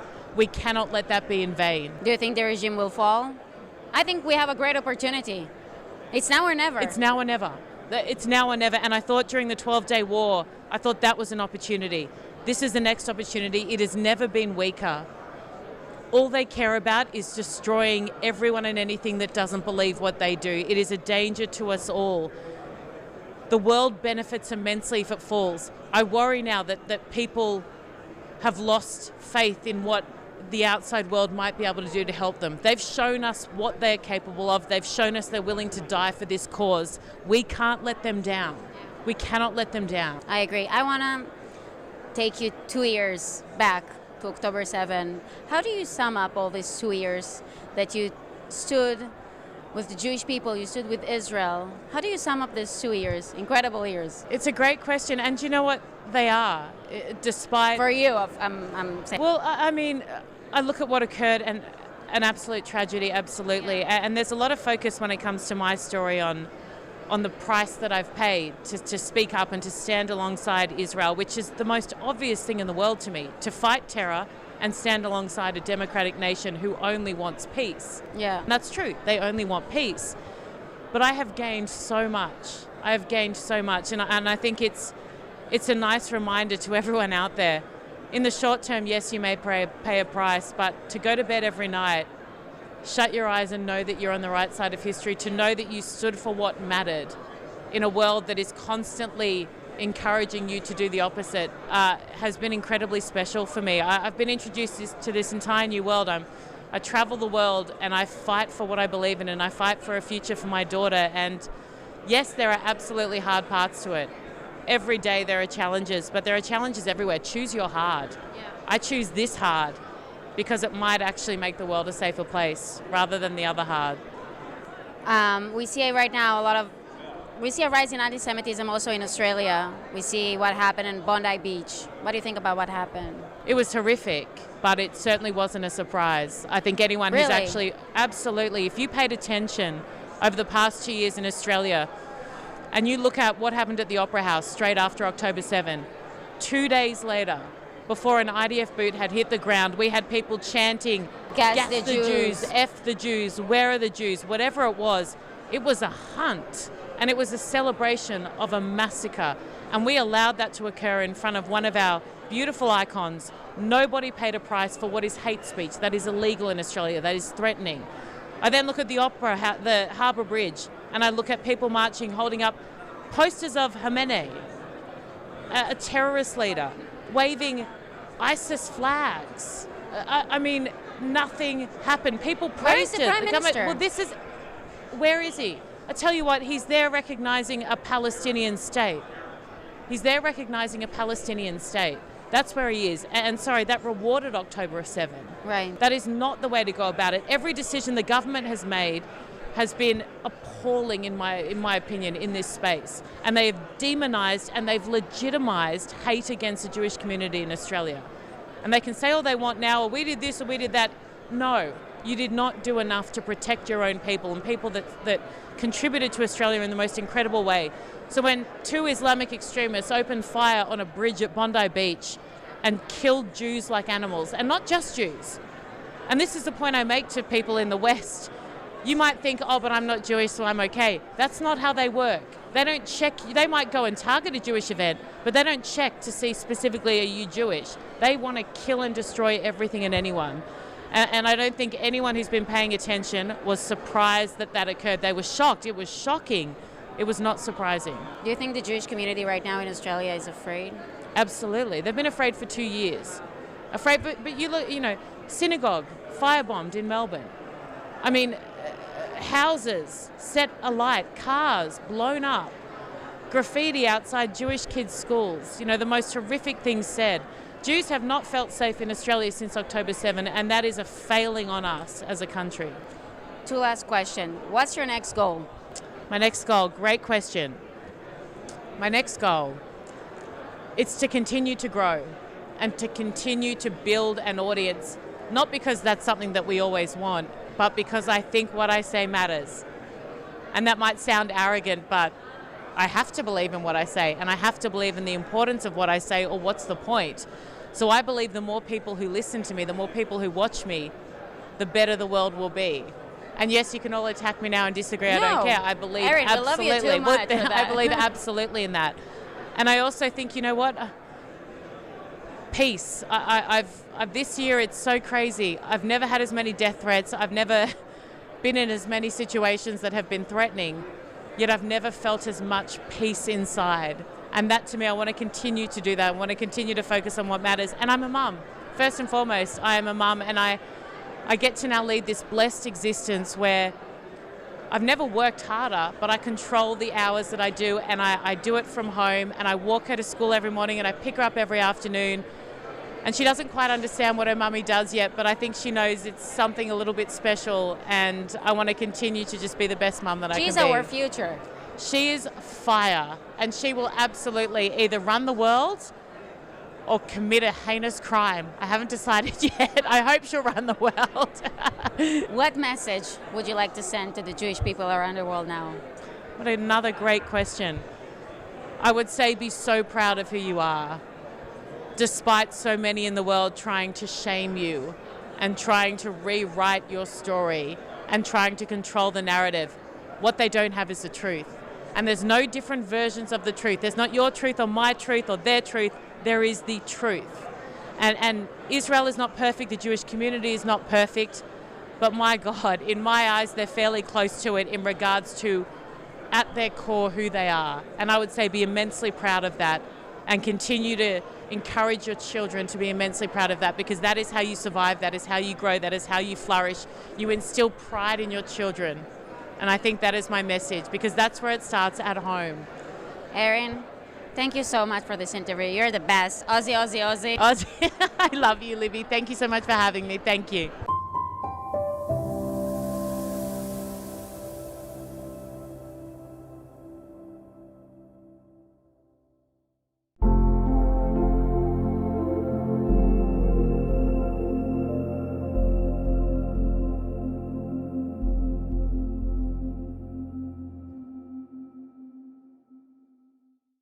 What do Classic Coke and President Trump have in common?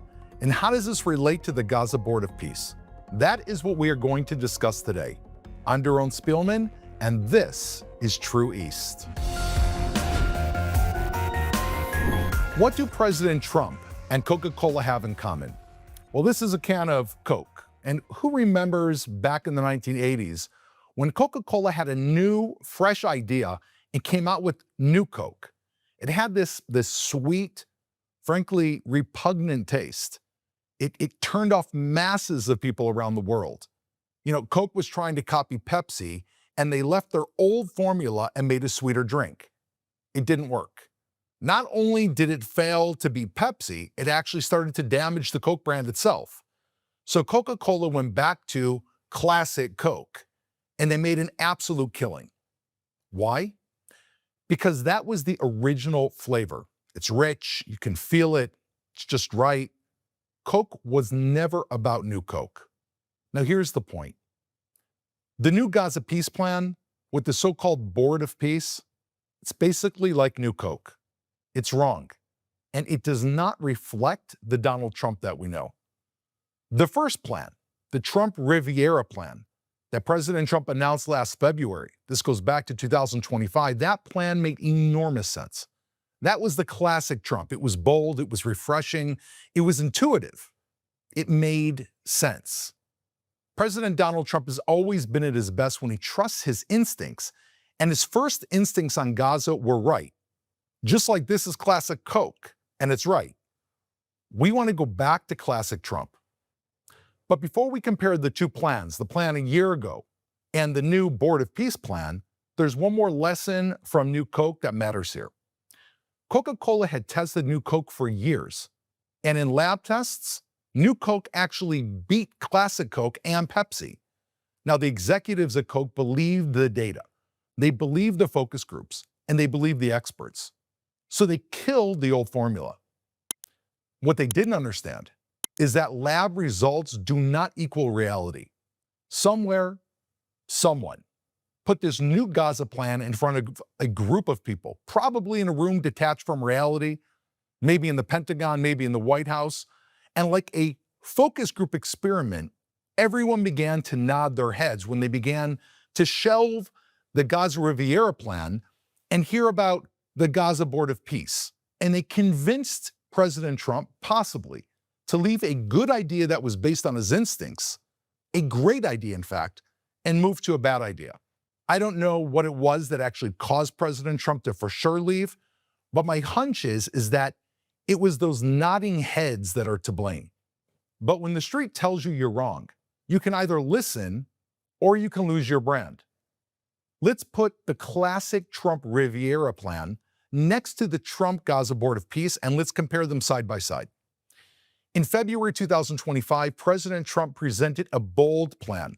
It called for the voluntary emigration of Gazans to new countries, a future where Gaza is totally rebuilt, not as a terror enclave, but as an actual Riviera, and a future where families that have been trapped under Hamas for the last 20 years could start new lives somewhere else as full citizens, not as permanent refugees. The plan took the critical step of separating the population from Hamas. And that neutralizes Hamas's #1 strategy, which is actually hiding behind those civilians. So it takes away the shield from Hamas so that they can be defeated. That plan was totally Trumpian. It came out of the middle of nowhere. It was clear, it was strong, it was decisive. As opposed to the Gaza Riviera plan, the first major failure in the new Gaza plan is it relies on an international committee called the Gaza Board of Peace that includes countries that openly want to destroy Israel. And let me be very clear about how absurd that is. The Board of Peace is not like the board of directors of a major corporation where everyone on that board shares the common interests of the company to succeed.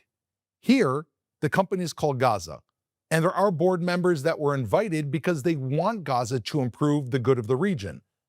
But there are also countries who want to use Gaza to destroy Israel, like Egypt, Qatar, and Turkey. You don't put the people who want to destroy the company on the board. On October 25, 2023, while the blood was still drying in Be'eri and Kfar Aza, Turkish President Erdogan publicly declared that Hamas are freedom fighters, and he accused Israel of war crimes, while Hamas's atrocities were still fresh. Qatar, that was the financial and planning hub of Hamas's attack on Israel. For over 10 years, leaders like Ismail Haniyeh and Khaled Masha lived in Doha, not in hiding, not under pressure, but as honored guests. From Qatar, they raised the funds and coordinated the strategy and directed the terror operations against Israel from October 7th throughout the 2 years of the war. Egypt was also asked to join the board. Now, we have to understand, all of the weapons in Gaza used on October 7th and after, all of them came from Egypt, where they were smuggled underneath the border. Egypt made a fortune paid by Qatar to fund the arms in Gaza. As soon as the opportunity exists, they're going to do it again. And what's going to stop them? Not the Board of Peace, which for some of its members is really a board of terror. Israel. Only Israel, once again, will need to stop them. The second major failure with the new Gaza peace plan is that it relies on a technocratic panel of people who are going to handle the day-to-day functioning of Gaza. Now, the head of that panel has already been chosen. He's a senior minister in the Palestinian Authority. The Palestinian Authority is run by Mahmoud Abbas, an open anti-Semite and the Holocaust denier, and the architect of terror attacks that killed more than 1,000 Israelis, along with Yasser Arafat, during the Second Intifada. Now, Hamas is beaming with the idea of having a technocratic board made up of Palestinian Authority figures that are going to run day-to-day in Gaza. And the fact that Hamas agrees should be a real sign to us that something's wrong, because Hamas would never agree to a plan that calls for their going out of existence. Now, in 2007, when Hamas took over the Gaza Strip, the Palestinian Authority, the same people were in charge of the Gaza Strip. What did Hamas do? They brought the leaders of the Palestinian authorities up to the top of 10-story buildings and they threw them off. And then they executed the rest in the streets. And they took over Gaza like this. So what would they want more than a technocratic regime run by the Palestinian Authority? I wouldn't want to be a Palestinian Authority member that's going to be left on this technocratic committee after this kind of initiative gets rolling. I wouldn't want to be there, and if I did, I certainly wouldn't climb to the top of any upper buildings. I'd weigh myself down to the ground as much as possible.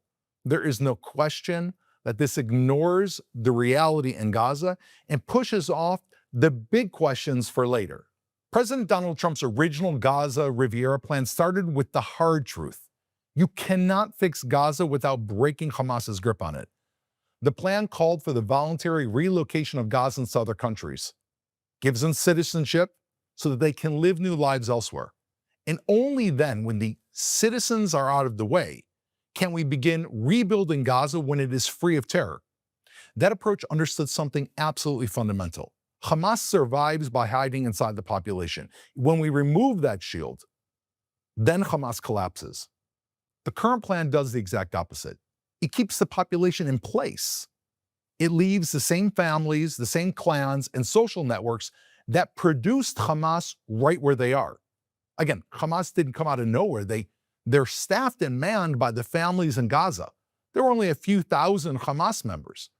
It is the people that were subjected to the hatred and the ideology and the propaganda of Hamas that filled the ranks to the tens of thousands.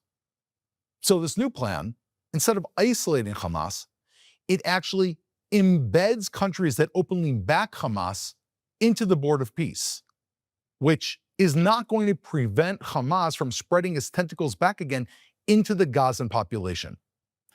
Now, President Trump's original plan, he understood the leverage the United States has and the strength the U.S. has to compel other nations to absorb Gazans as full citizens, not as refugees, not trapped in camps, not in an endless conflict. That would literally break the cycle. It was like such a breath of fresh air.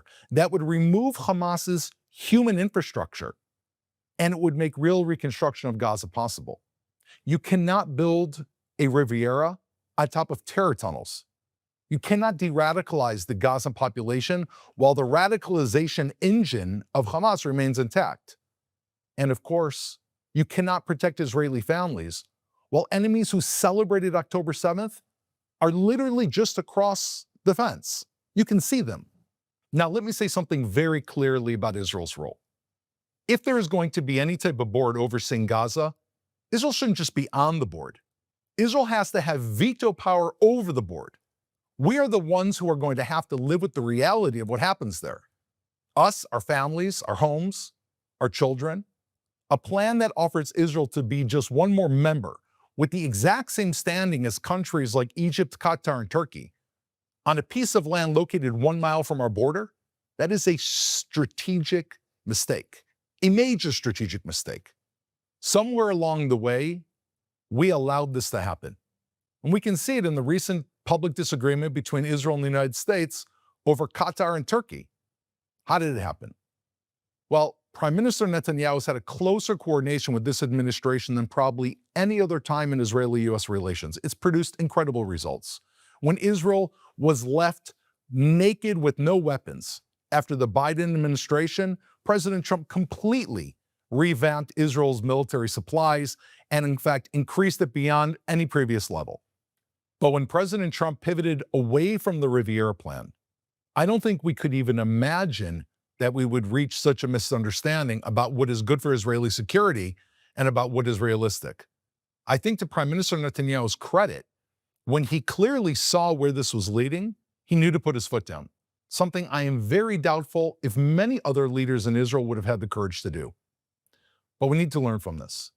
Even our greatest ally, the United States of America, any ally between two different countries, has its own interests, and at some point, those interests are going to collide. And even at some point, perhaps the interests of the United States will collide with Israel's. And maybe we shouldn't have let it get this far. But now we need to lick our wounds And we need to go back to that first Riviera plan. And there needs to be a board of countries in which Israel has the veto power, not only on the board, but of who is included in the board. Now let's talk about where we need to go. We need to clear out the strip of all those who want to leave and engage in a massive building project. I envision 5 or 6 beachfront regions. The United States beachfront, perhaps the Emirates beachfront, maybe one for India, and then the Israeli beachfront, and so on. Each country needs to invest in creating their own beachfront. It will be kind of like Epcot, but instead of just facades, it will be real, with real culture, with restaurants, with beaches, with people that come from those countries. Think about it. You could take a 5-minute walk and go from the Indian beachfront to the Emirates beachfront, to the Israeli beachfront, to the United States beachfront. It's fantastic. 5 beachfront communities, each of which will require billions of dollars of investment. But you know what? I think they're going to make it back. It will be the only place in the world like it, where you can go almost like country to country, from walking from beach to beach. Imagine the music, imagine the drinks, imagine the food, imagine the culture. And you've got the ocean there, the beautiful Mediterranean. And yes, absolutely, Israel will be one of the beaches. Going back thousands of years, Jews have been living in Gaza continually until they were expelled by the Arabs in 1948. The Jewish community in Gaza was the longest continuous community there. It goes back before Muhammad and even the rise of Islam. Now, maybe someone out there is shaking their head. Can I prove it? The answer is yes. The Great Synagogue of Gaza goes back to the Roman period. The archaeology and history are there. The pictures are there. It goes back to the 6th century CE. That's the 500s. Islam was founded by Muhammad in 632, 100 years later. The mosaic floor that's found in that synagogue and exists, and the pictures show not Muhammad. It shows King David playing his harp. Look it up. There was also an area of Gaza, inside Gaza City, called Harat al-Yehud, which means the Jewish quarter of Gaza. It's located inside Gaza City in what is today called the village of Zaytun, which is just south of Jabalia. We hear about Jabalia throughout the war.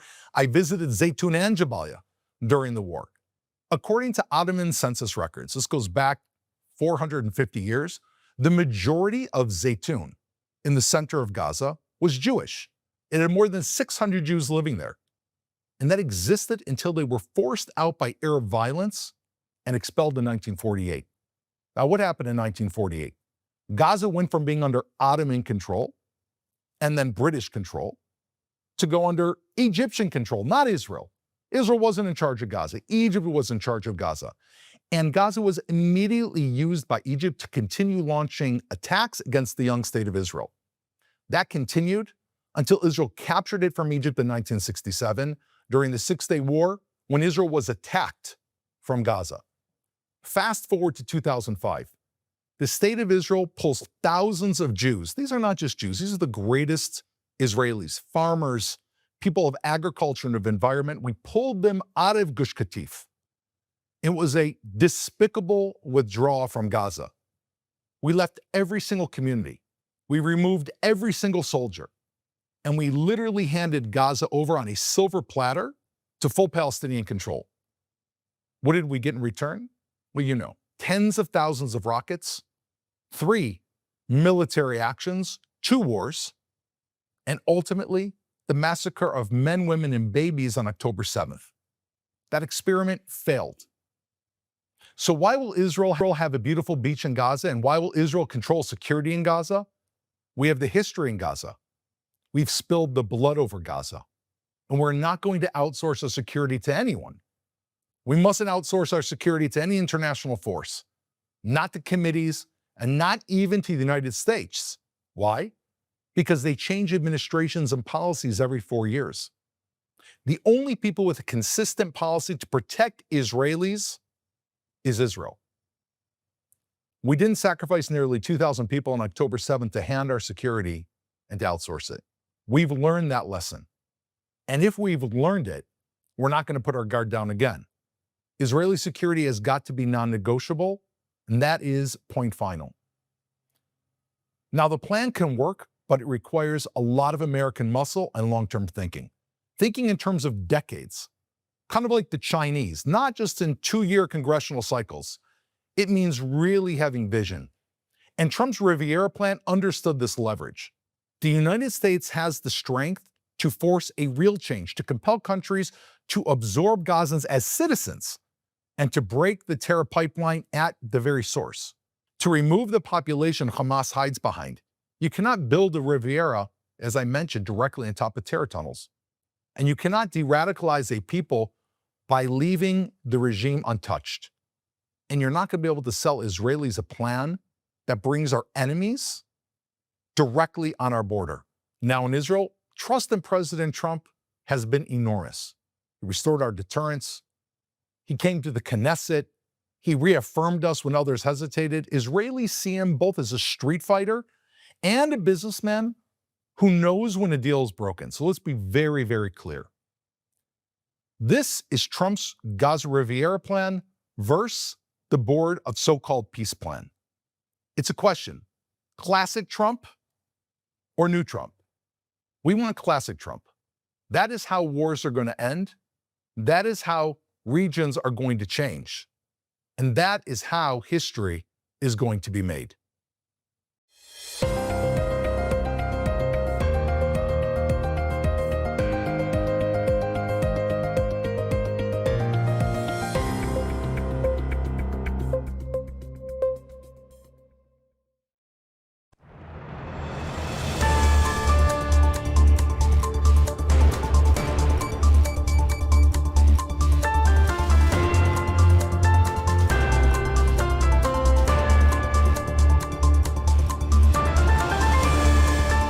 Welcome back to ILTV on the Hour. I am Deva Klein, coming to you live from Israel, bringing you all of the biggest headlines from across the region.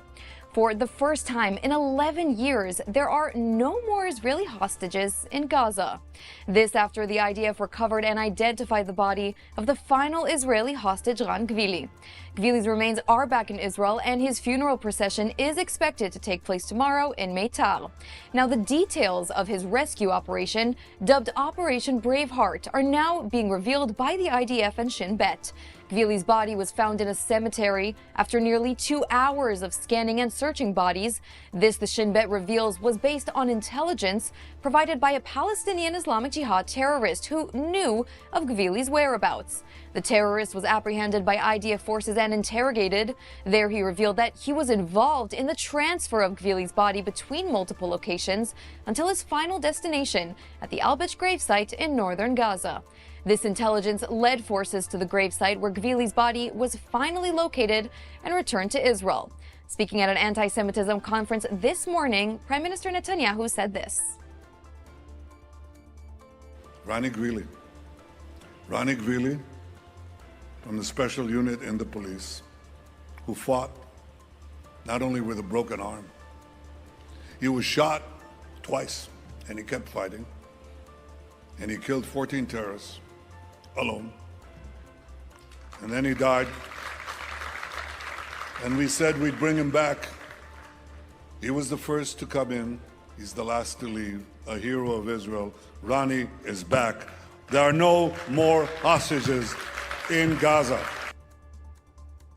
And following the return of the final Israeli hostage, as Israelis finally take a sigh of relief, Phase 2 of Trump's Gaza ceasefire plan can now come into effect. The Rafah border crossing is due to open in the coming days, and the NCAG, the National Committee for the Administration of Gaza, is set to begin operations in the Strip accordingly. New reports are now indicating that Hamas has requested a 10,000-member representation and incorporation in the new technocratic government set to take over in Gaza. As Trump and his administration insist that the terror group must disarm, Hamas are trying to stay alive for as long as possible. And a terror attack was foiled in Azerbaijan when 3 ISIS-linked terrorists were planning an attack on the Israeli embassy building in Baku. 3 Azerbaijani citizens were detained in what security officials are saying was a planned attack motivated by religious hostility in the capital of Azerbaijan. And today is International Holocaust Remembrance Day. where we commemorate and honor the 6 million who were murdered by the hands of the Nazi regime. Today is the anniversary of the liberation of the Auschwitz-Birkenau camp. And while survivors of the Holocaust dwindle every year, it is highly encouraged to speak to survivors today. Hear their stories, hear their testimonies, as today's climate proves time and again that the lessons learned from the Holocaust are invaluable and very needed.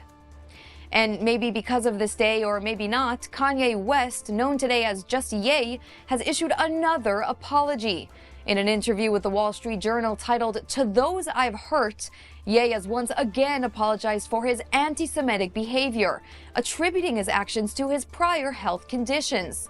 Suffering from bipolar disorder, the American rapper said, quote, "I lost touch with reality." He then added, "I am not a Nazi or an anti-Semite. I love Jewish people." Ye's history with anti-Semitism begins in 2022 when he first tweeted a threat that he would go DEFCON 3 on the Jewish people. Last year, he bought a Super Bowl ad to promote T-shirts with swastikas on them, then released a song titled Heil Hitler, which was played in a video that you just saw in an infamous Miami club, proving that his track record of anti-Semitism and apologies are continuous with each year. And before we go for now, we've got some exciting news. You can now get Israel updates on our WhatsApp channel, breaking stories, live updates, and verified reports, all delivered fast and accurate. Just scan the QR code on your screen. And that's a wrap for this edition of ILTV on the Hour, broadcasting live from Israel in the heart of the Middle East. I'm Diva Klein, and I want to thank you so much for watching this edition.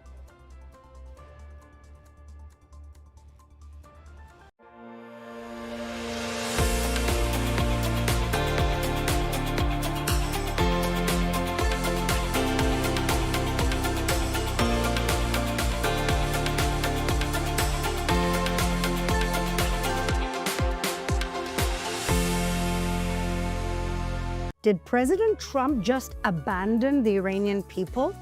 The US was ready to strike Iran, then suddenly stood down. President Trump says execution stopped, but leaked footage and the Islamic regime say otherwise.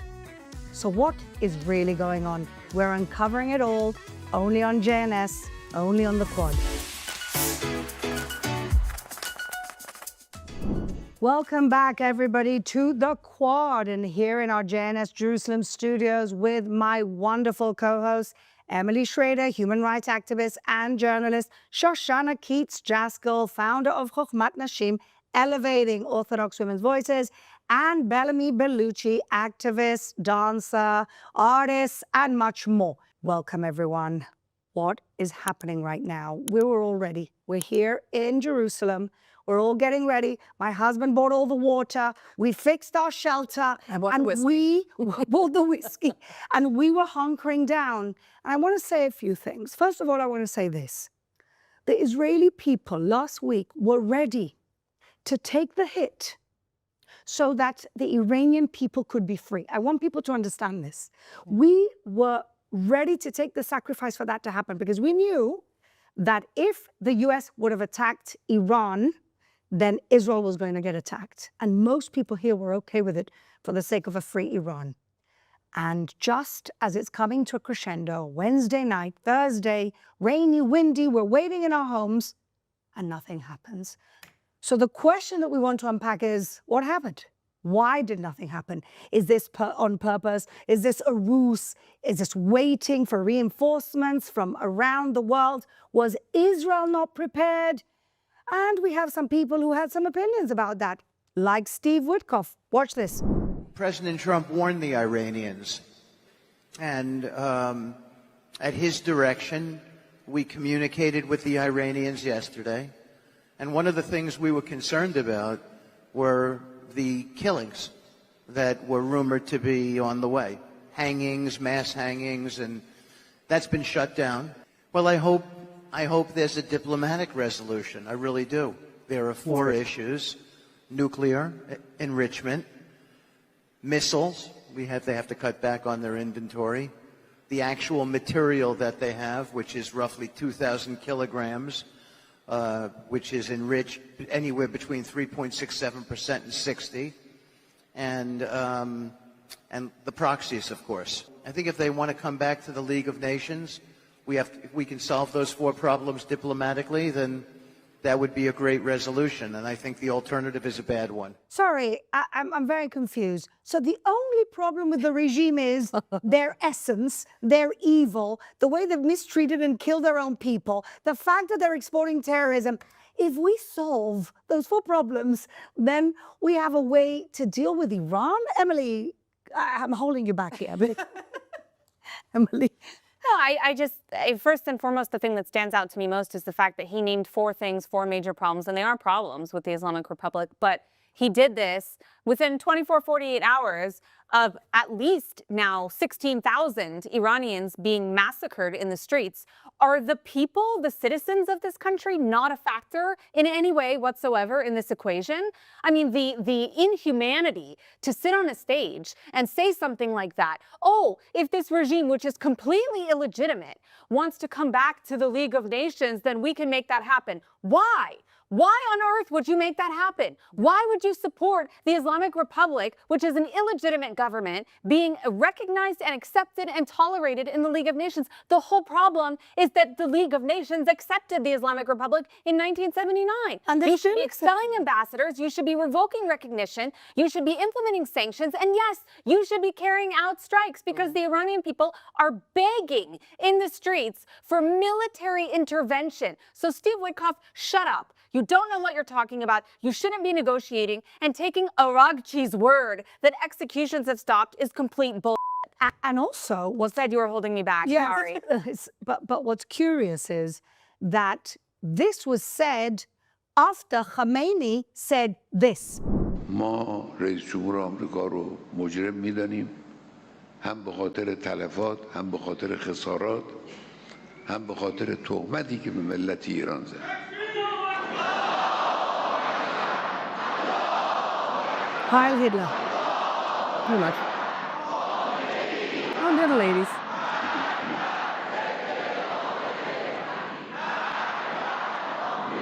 Who did to England? They added England. Yeah. Oh, there we are. Goals out. Yeah, we would feel left out. ما بنا نداریم کشور رو به طرف جنگ ببریم. اما مجرمان داخلی رو همراه نمی‌کنیم. رئیس جمهور آمریکا ترامپ توییت زده بود و تشکر کرده بود که برخورد نشده با 800 نفر از کسایی که توی این اغتشاشات بودن. خب ترامپ همیشه حرف مفت و بی جهت خیلی میزنه، غلط هم میکنه. ما برخوردمون برخورد قاطع، بازدارنده و سریع هست و الان تعداد زیادی از پرونده هامون منتهی به صدور کیفرخواست شده، به دادگاه ارسال شده. So, did he not see this? Shoshana, what the Iranian leadership now is doing is taunting Trump. Like, I wouldn't taunt Trump because Trump does what he says and he says what he means. I hope they do taunt him, and I hope he does say what he, gets pissed and does what he's supposed to do, because I do agree. I think the Iranian people are waiting for Trump to come through.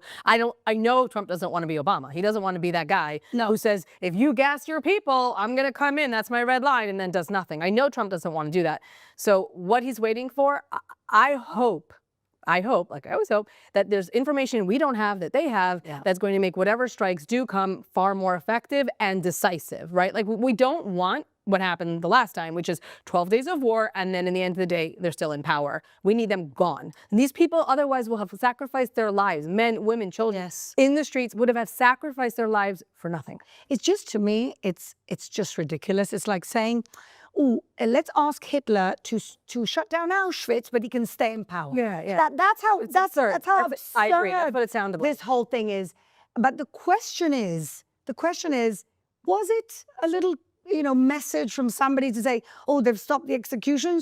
Or do you think there was something deeper going on? Or maybe even, Israel, we're damned if we do, we're damned if we don't. If they attack, it's Israel's fault. If they don't attack, we were the ones who stopped them. Do you think that we weren't ready, perhaps, and we needed a bit more time? I genuinely think that the Israeli people have been prepared, and they're the ones that are standing with the Iranian people saying, you know what, we'll take the brunt of this. We were waiting. We know that we're going to be attacked. Yeah. So at some point, I definitely understand and agree with what you're saying when it comes to Trump. Okay. I always imagine him as a kid in a sandbox. And at some point, you're going to keep poking the bear, and that little kid is going to stand up and beat the living crap out of you. And then you're going to go and cry and say, but this happened to your parents. And when your parents say something, you're going to lie about it. So back to exactly who these people are. They're liars. So what if they say, oh, the executions of stuff? Oh, how nice for you. Like in terms of diplomacy, that you can then go, well, you know, in terms of diplomacy, if we really want to do this in terms of leadership, shut up. Do what you need to do. This is still the Middle East at the end of the day. And ultimately, they're looking to the West. They're crying out to the West because they actually know the Western powers that are there. Israel can't be the one that's attacking. We're the ones that will be attacked. We're the ones that will carry the brunt of it because that's a message that's going to America. But at the same time, get on with it. We were the ones who've done the heavy lifting here in terms of destroying their mid-management, let's put it that way, or all of their scientists, a lot of the IRGC in the 12-day war in July. We've really set the scene for this, but we can't be the ones who take this all on our own because we need that American firepower. But I actually do believe that they were going to attack that night. I know that because my kids are in the army. Things were shut down. There was no communication for 24 hours. They really thought that that night, I mean, the way the country behaved is that we thought we were going to be in the middle of this, and then it didn't happen. So I don't know, because you can never tell with Trump. You know, we also kind of misguided the situation before the 12-day war, if you remember. Do you remember Bibi was going to marry his son, and it looked like there was a little public spat between Bibi and Trump, and then the whole thing was a ruse. So you never know. These are very clever, strategic people there. But it just seems to me that in the face of the documented evidence, they've got Starlink. It is very weak. It is very bad. Whoever can does it. And then you see the atrocities going on, like what we see here. The body bags on the street, the people being shot in hospitals, the young people that you see with blood, dead, with their eyes open, lying on the street. How much more? 20,000 people is estimated it could be. I mean, we have no idea. It could be more. 20,000 people. 2 years of war that we had here against Hamas. And even according to Hamas numbers, and we all know they're lying bastards, 70,000 dead. We know it was 1.1 in terms of the ratio, 1.15, 1.12. We know that we're talking about potentially 35,000 innocent people that died as a result of a war that we didn't start. And yet, in 4 days, there's 20,000 people. And the world is still thinking about this. It's even more appalling when you think about the fact that, like, when it comes to Israel or Gaza, this is a legally justified and legally declared war in response to it's a defensive war in response to an attack on October 7th. It shouldn't even be compared in this, you know, civilian casualties, which of course are tragic, but that's what happens in war. I mean, that's why we didn't start a war. This is a completely different scenario. I mean, these are crimes against humanity being committed by a government that's supposed to represent the people that they're executing and butchering on the street. Exactly. And I do think in regards to the attack, I understand the strategic diversion, perhaps. It is possible. It remains to be seen what happens if Trump will still attack. My biggest problem with this is that at the same time when we saw the worst nights of this massacre, when we saw well over, at least, you know, from what we know now, well over 10,000 people were killed on those 2 nights, when the first few nights that the internet was cut off in Iran, was the same time that President Trump said, you know, continue protesting, take over institutions, go into the streets, help is on its way. Help is on its way? It's been almost a week. Iranians still have no internet. Like, you can't, when you're the president, you can't say those things. You can't just talk and not understand that there are consequences. And there's a protester that I actually posted about whose last words to his family were, President Trump is with us, I'm going to the streets to protest. And he died.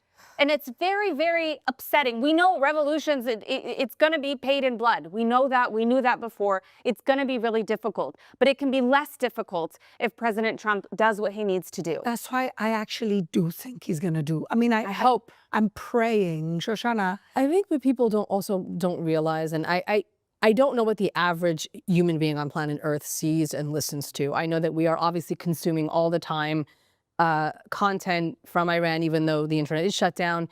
And even, I find myself just looking at the screen and crying at people having to open hundreds of body bags to find their loved one, or to have to pay thousands of dollars in bribes to have the body released and to sign confessions and to record apologies. And it's so much worse. It sounds crazy to say this. It's so much worse than just having your family members killed. Yes. You are also being forced to pretend that they were traitors and dissidents and that they've done things wrong. Or the story of the father who went to the pharmacy to get medicine for his 3-year-old and she's shot in his arms.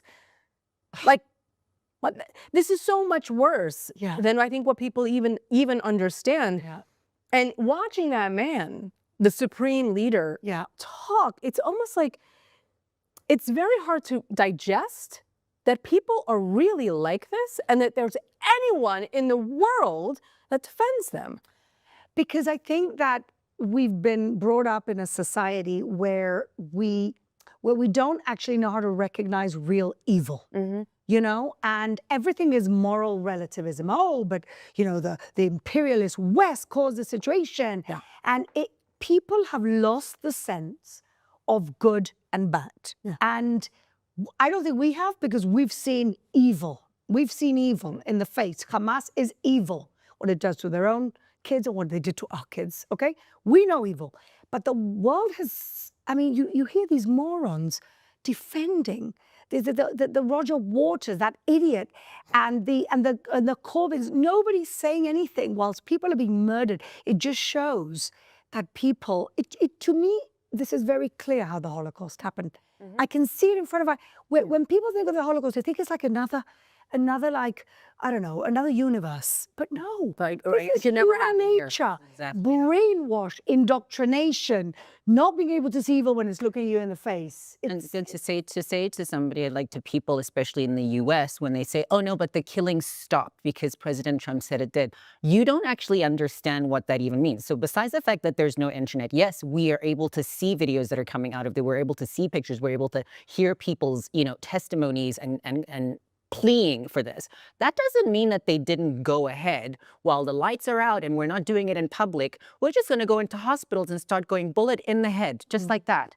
And then you have people like that are praising the supreme leader. And at the same time, that is such a deep level of brainwashing that happens at such a young age. So when we try to explain to other people that this is also the way that Hamas pulls children in. This is how martyrs are raised. They don't understand it and they choose not to see it. When you try to tell them in a place like these are Iranians. Take Israel out of the equation. Take Hamas out of the equation. Look at Iranians that are actually begging for this. People have had to flee, that left and started from nothing in America, raising their children. People have lost their parents, saying, one day I wish that I could take my family back home to what used to be the Paris of the Middle East. It is disgusting that all that you can see and hear from people right now, young or old, are going, no, but it's Israel's fault. And at some point, whatever is going on the ground is because the U.S. interfered, the U.S. created it, and Israel was a part of it. It's not a Mossad operation. The whole thing is it's patronizing, it's cruelty. They've also been brainwashed. The woke, West has been brainwashed against Jews, against Western values that are good values compared to this. They have been brainwashed themselves. We're dealing with a world which is completely brainwashed, and they can't even see evil when it's right in front of them. Okay, but let's move on from one evil to another evil. Hamas, the one that is right on our border. Really, and the same. Yes, they're the same. And let's just remind everybody that the Islamic Republic of Iran have been funding Hamas. They were the sponsors of October 7th, amongst other people like Qatar. And they are the biggest sponsors of Hezbollah. And when their people were starving and didn't have water in the taps, they still managed to send $1 billion to Hezbollah since Nasrallah, may he rot in hell, was assassinated by us. So that's just reminding everybody that the Iranian Islamic regime sacrifices its own people to ensure that they export enough terrorism to cause a lot of chaos and kill as many Jews and Americans as possible. Okay, Board of Peace. Board of Peace. We don't even know whether this is the right name for it.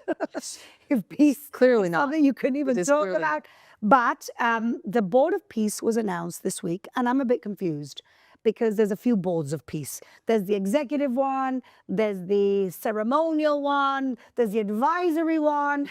There's about 2 or 3 of them, no women anywhere. Oh, surprise, surprise. But there's been quite a lot of controversy because Turkey and Qatar have been nominated to be part of this Board of Peace. In other words, they've put the foxes in charge of the chickens, or they've really put the people who are funding Hamas in charge of dealing with Hamas. So what do we think about that? And is this going to be a real problem between Israel and U.S. relations? Where you're saying that having Qatar and Turkey share a border with us might be a problem? I don't understand. What can go wrong? What do you mean? Of course it's ridiculous. All they're going to do is do nicer tunnels. They're just going to be more air conditioned, more They'll be like luxury with Wi-Fi. luxury tunnels. That's fancy what I'm looking for. Jacuzzi. Jacuzzi. Yes, welcome to the harem. Oh my God. Yes. It's so scary to think about how on such a global stage, when things should be changing, moving forward, there should be a different direction in which the Middle East is taking. As long as there's money on the table, you can go in either way and say, for diplomatic reasons, this is much better. I can accept a plane for so-and-so money because it's for diplomatic reason. I can get in bed with the enemy because it's for diplomatic purposes. Yeah. At some point, where do we draw the line and say no? And if it's going to be somebody that you're going to bring the evil in, invite it into your home, break bread with it at your table, please pull the trigger at some point or don't invite it in. They brought in Qatar and Turkey, the 2 Muslim Brotherhood strongholds in the world now, to disarm. Who, by the way, the U.S. administration did ban the Muslim Brotherhood, but only certain chapters. And the chapters they conveniently did not name were Turkey and Qatar. Funny how that works. Let's not forget that the Turkish foreign minister himself is someone who publicly eulogized and praised Ismail Haniyeh after we assassinated him. So the person who praised Ismail Haniyeh is also the person who is at least in part responsible for disarming Hamas in Gaza. Yeah. It's really crazy. And going back to your point, Bellamy, about money and connecting this to Iran, the most disturbing report or opinion is that Saudi and the UAE stopped America from attacking for oil reasons, because the last thing they want is a free Iran with trade ties. They are so rich in crude oil, and that will mean that the price of oil goes down, and that would affect these countries. I almost can't believe that 90 million people are being held hostage for the sake of the price of oil. Could it be true? Have we lost it? Sure, it's true. And the irony is, the Jews are the ones with the money who control the banks. Yeah. Hello? Hello? Yeah, we're like small potatoes. I mean, they're so small potatoes. have you seen a map? Another thing that I remember hearing from Venezuelans when what happened with Maduro was when Americans said, it's for oil, it's for oil, they said, we don't care. Yeah. Just get them in, take the oil. What do we care what they're... Iranians are saying the same thing, like, take the oil. Yeah, Just deal with this, deal with the evil that's literally been massacring us this whole time. If that's what it takes, take it. Take it. Honestly, I feel like we're living in bizarro world, in like an upside down world where right is wrong and wrong is right, and people are blind and they can't see what's right in front of them. And I will reiterate this to the people of Iran who are listening, if you can listen, and certainly the Iranian diaspora, that Israel is with you and we are ready to face the consequences of liberating you, because the consequences will be felt here. And I think that there's not one Israeli who's not ready for this. I think that the U.S. response, also with the Gaza border peace and also with Iran, there's a fight internally going on. Even within the administration, you can see it. And of course, that's to be expected because the Islamic Republic alone, not even getting into Qatar, but the Islamic Republic alone has spent billions on lobbying, soft lobbying also in Washington. They're pushing out for certain things. They're trying to spread a lot of, one of their primary claims right now is that there is no opposition leader, which is of course false. We see people across 31 provinces, all provinces of Iran, chanting for Reza Pahlavi. Does everyone love him? No. Is he the most popular, most known, most respected opposition leader? Absolutely. Yeah. Not only that, he's pro-Western and pro-democracy. Yeah. I don't know why the West is hesitating other than the fact that you have such a disinformation campaign lobbying against it. And we see the same thing with Qatar. That is why, at least part of the reason why they lobbied against a strike on the United States. And it's this misguided ideology that we saw from Steve Witkoff, that you can negotiate or somehow compromise with people who have this Islamist ideology, and you can't. With the devil. Can't change them. With the devil. You can negotiate with the devil. That's basically what Witkoff wants. We went from going, you can't negotiate with terrorists, to saying, no, well, if they do this, you know, we'll just get their cousin and a brother to kind of deal with them while you look over that they care. Even Witkoff, he assumes that the leadership cares about what's best for their country. Exactly. And they don't. Hamas doesn't, Hezbollah doesn't, the Houthis don't, and certainly the Islamic Republic of Iran doesn't. So any negotiation that starts from there is going to be wrong. Exactly, because what they don't understand, because they can't see things through the lens of the Islamist, jihadi extremist, is that their ideology comes before people and comes before lives. It's the opposite of us. We put lives first, and they put lives last because their ideology, their very toxic ideology, they live for death. It's a death cult. And somebody like Witkoff can't understand that. Yep. He can't understand it, and therefore he shouldn't be making these decisions. But another red light, which I think didn't get enough of an echo of a voice, is why is Iran having military drills in South Africa? Just off the coast. You always bring us the South African angle. Because they're Baptist in the Islamic Republic. I'm looking. I'm like, why is nobody talking? As though it's just normal. Yeah. As though it's just normal. It's like, okay, you're where we keep, it's like a storage unit. Nobody knows the address, nobody knows what's going on, but boom, all of a sudden your whole house will be furnished. From where? This is like the rehearsal. The rehearsal. The rehearsal place. Anyway, we pray, as we always do, that things get better. And look, you never know. By the time next week comes along, we could be looking at a free Iran, and we could all be doing the quad in Tehran. Bezrat Hashem, inshallah, please God. Okay, moving on, because there's so many scumbags to deal with, as in every week, and I know that it's a very favorite part of the show for many of you. Scumbag of the week. Bellamy, let's start with you. Who's your scumbag this week? Cenk Uygur, or whatever your name is, Cenk. I'm so sick of this man to a point where I don't understand how he's always foaming at the mouth. But for once, he didn't really do so much. But what he had to say was more disgusting than anything else. Take a look. It's obviously on behalf of Israel. Who are we kidding? Look at the Israelis frothing at the mouth. We've seen them for 20 years go, you have to invade Iran on our behalf. You have to invade Iran on our behalf. Okay, well, why doesn't Israel do it? And by the way, look at all this about how, the Iranians are, the regime is bad guys. Of course they are, but so was Saddam. That didn't mean we should go into Iraq.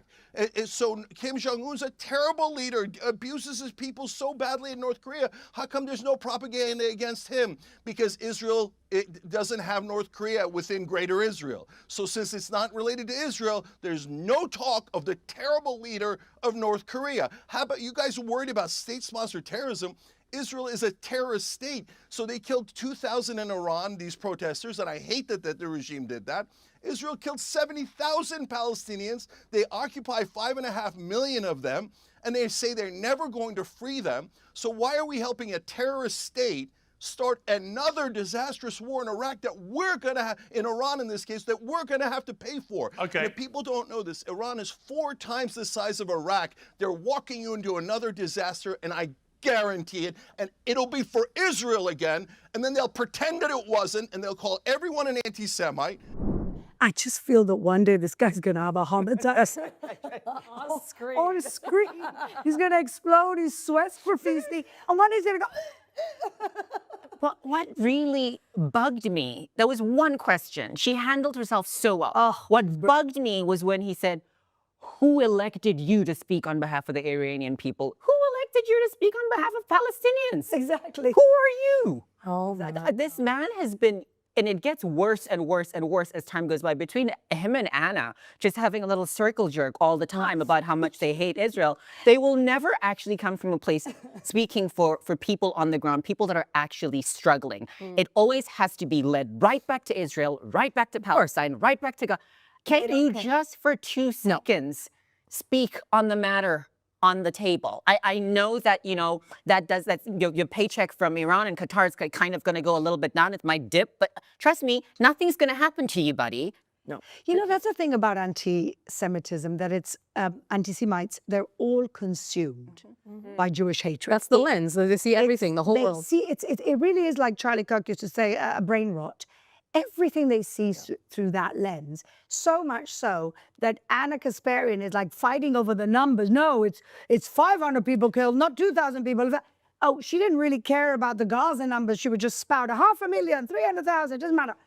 It really is the brain rot that is anti-Semitism. And in the end, it will destroy them because we've seen it again and again. Wonderful, wonderful. They've been scumbags many times before, of course. Yes. But it's a particularly honorable mention this week. Thank you very much. Emily, who's your scumbag? So my scumbag was also someone that was on Piers Morgan this past week. Also on Amanpour, of course. Because who would Christiane Amanpour be if she wasn't highlighting and giving a platform to terrorists? Yes. But Mohammed Marandi, who is an unofficial spokesman of the Islamic Republic, he's a professor at the University of Tehran, and he's a known propagandist who is often parroted around in Western media, shilling for the Islamic Republic, spreading absolute lies, just flat out lies, which we saw this week again on Piers Morgan. The same line of criticism that, you know, oh, it's actually Israel behind it, and oh, there's not that many casualties, and if there are, then it's actually not us, it's actually Israel, on and on and on. But the reason in particular that he's my scumbag this week is because this is happening, all these interviews have been happening at a time when the internet and phone connectivity has been completely 100% cut off for the people of Iran. So you tell me, audience, how is Marandi doing interviews via Zoom or whatever platform they're using on the internet when the internet is completely shut off? While also claiming, by the way, that he doesn't actually work for the regime and he's not a part of it, and on and on and on. So there's a thing in Iran called the white SIM cards, and the white SIM cards refer to people who are affiliated with or are the Islamic Republic. They are the only ones who have certain access to internet. It's actually what they're talking about promoting in the future. They've said that they're going to keep the internet off until at least March. Hopefully that changes and Elon Musk can do something about the situation with Starlink. But this is one of the ways that they control the narrative in the West. And Marandi is one of the chief propagandists of this method, of this tactic that the Islamic Republic uses. So he's my scumbag this week and many other weeks as well, but in particular, an absolute scumbag this week for defending the Islamic regime while the people are being murdered in the streets with no access to internet, simply so that he could parrot this disgusting, perverse narrative that's blaming the victims, the hostages, the 90 million hostages, the people of Iran under the Islamic Republic. Amen. He is really disgusting, and I mean, and his little smirk always. Like people are dying and he's smiling. And what I love about his appearance on Piers is that they brought in Goldie to debate him. This is a new thing for Piers Morgan. They don't tell people that they're going to bring somebody else on. You think you're doing a one-on-one, and they bring somebody else. So they brought her, and he was like, I never agreed to debate. And of course, he has not a leg to stand on. He is really a piece of work. So yeah, a very, very good comeback. And I mean, you talk about internet. The Khamenei is still tweeting, and so are all his cronies. So there you go. Only certain people get internet. Shoshana, who's your scumbag? Or should I say scumbags this week? I have a car full of scumbags. A bus full. A bus full. A limo full of scumbags. I don't even know most of these guys. Andrew Tate, Nick Fuentes, Sneeko, Tristan Tate, Clavicular, and Amrao Fudel, who is also apparently Myron Days. Who are all in the car. You'll see it in a minute, but they're all in a car Heil Hitlering to Ye's song. But the best thing for me is that Ye's chorus, it's N-word, Heil Hitler. N-word, Heil Hitler. But the white boys in the car are afraid to say the N-word because of the black guys in the car. So they can't even be full scumbags because they're scared. And I'm like, but you have, like, it was a Saturday Night Live skit. It couldn't be better. The white guy would be like, Heil Hitler, Heil Hitler, because they were afraid. What are you afraid of? What are you afraid of? Stand by your convictions. Let's see what goes on in that car afterwards. And then at the party, oh my God, Bellamy, I have to thank you for this because I saw it this morning after I chose my car of scumbags. They're at her party and these women, guys, girls, why are you there? Unless they're paying you a ton of money and you use that to like support, I don't even know what women cause it. Like, do not be in your disguise. And these guys are sitting there like, say you hate women, say you hate women. Say you hate women. On top of them, telling the women, oh, they're for sure gay. Of course they're gay. I mean, gays are great, but guys who are gay but don't admit to being gay, they're not so great.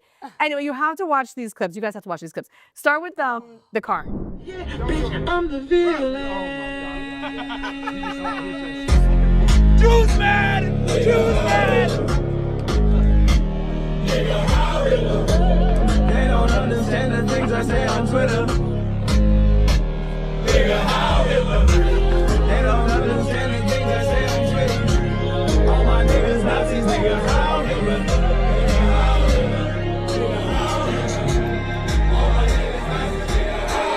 She wanna cook in the pan, I put the crumb on the bench.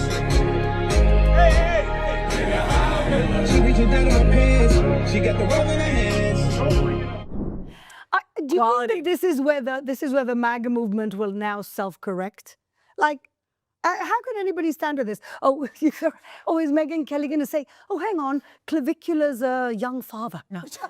Probably her next guest. But maybe it's Israel. The strangest thing was that the same guy that's in the pink suit right there is Tristan.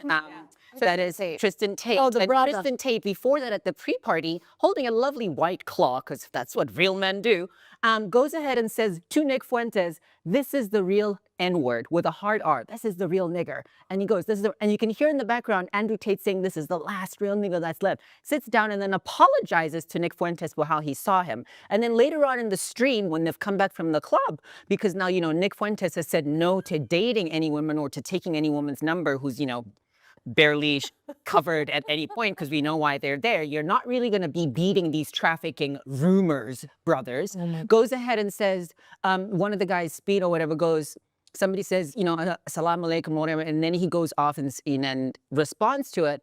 And then you see Fuentes in the back going like this, I don't even understand what you were saying, bro. And then later on says, do you believe that the leader do you think that Christianity was started by a Jew, or do you believe that the leader of the Christians is a Jew? And Fuentes looks up and says, yes, Jesus Christ. And there's so many clips that you said. Are you saying that these people made Nick Fuentes look moderate? Yes. Yes. I'm not kidding you. They actually did. I watched so many things.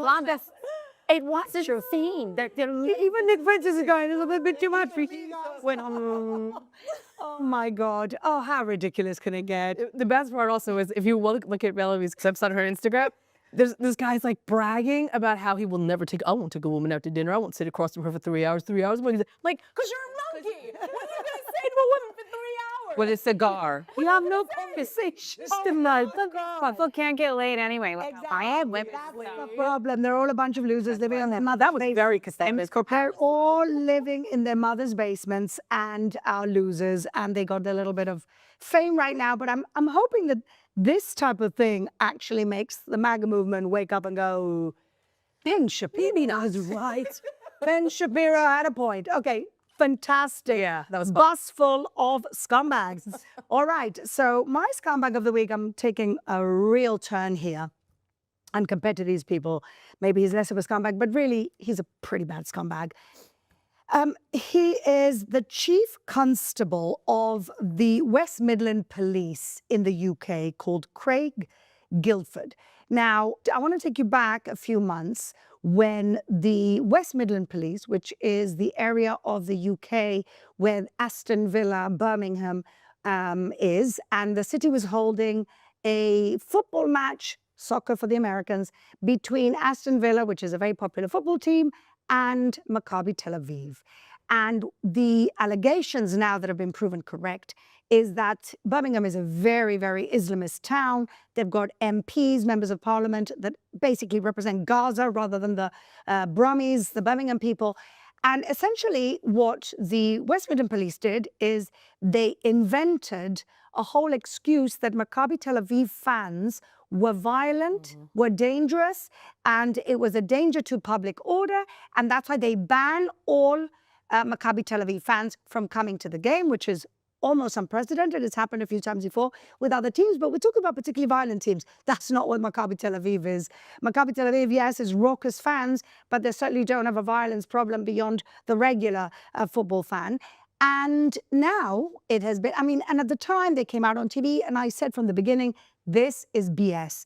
This is BS. And guess what? It was BS because it was uncovered recently that essentially what happened was that the Islamists in Birmingham were threatening violence, and the police, as weak, feckless police that they are, instead of dealing with the Islamists, they decided to blame the Jews and ban the Jews because they didn't want to deal with the Islamists because they're scared of them. But why is this guy, Craig Guilford, my scumbag this week? Because he was actually in a committee, in a public inquiry, and he said something which are so ridiculous. They asked him, why didn't you reveal that it was the Islamists that were threatening violence? He said, well, nobody ever asked me. So basically, he tells half a story. He blames the Israeli fans, and he doesn't uncover that it was actually because they were scared of the Islamist violence. And then he has the gall, the chutzpah to say in a public inquiry, well, you never asked that particular question, so I never gave you the full information. Doctored files about Maccabi Tel Aviv fans that even the Dutch police said, no, this was not us. And you've completely fabricated evidence about the violence when there was, in fact, a pogrom in Holland against those same fans. But what I'm really upset about is that this week he retired. He retired with a full pension. He retired with everything that a regular chief of police retires. He did not face the consequences for lying under oath, for doctoring up charges against a foreign football team, and for blaming the Jews for what in fact was Islamist violence. And so, Craig Guilford, you are a coward.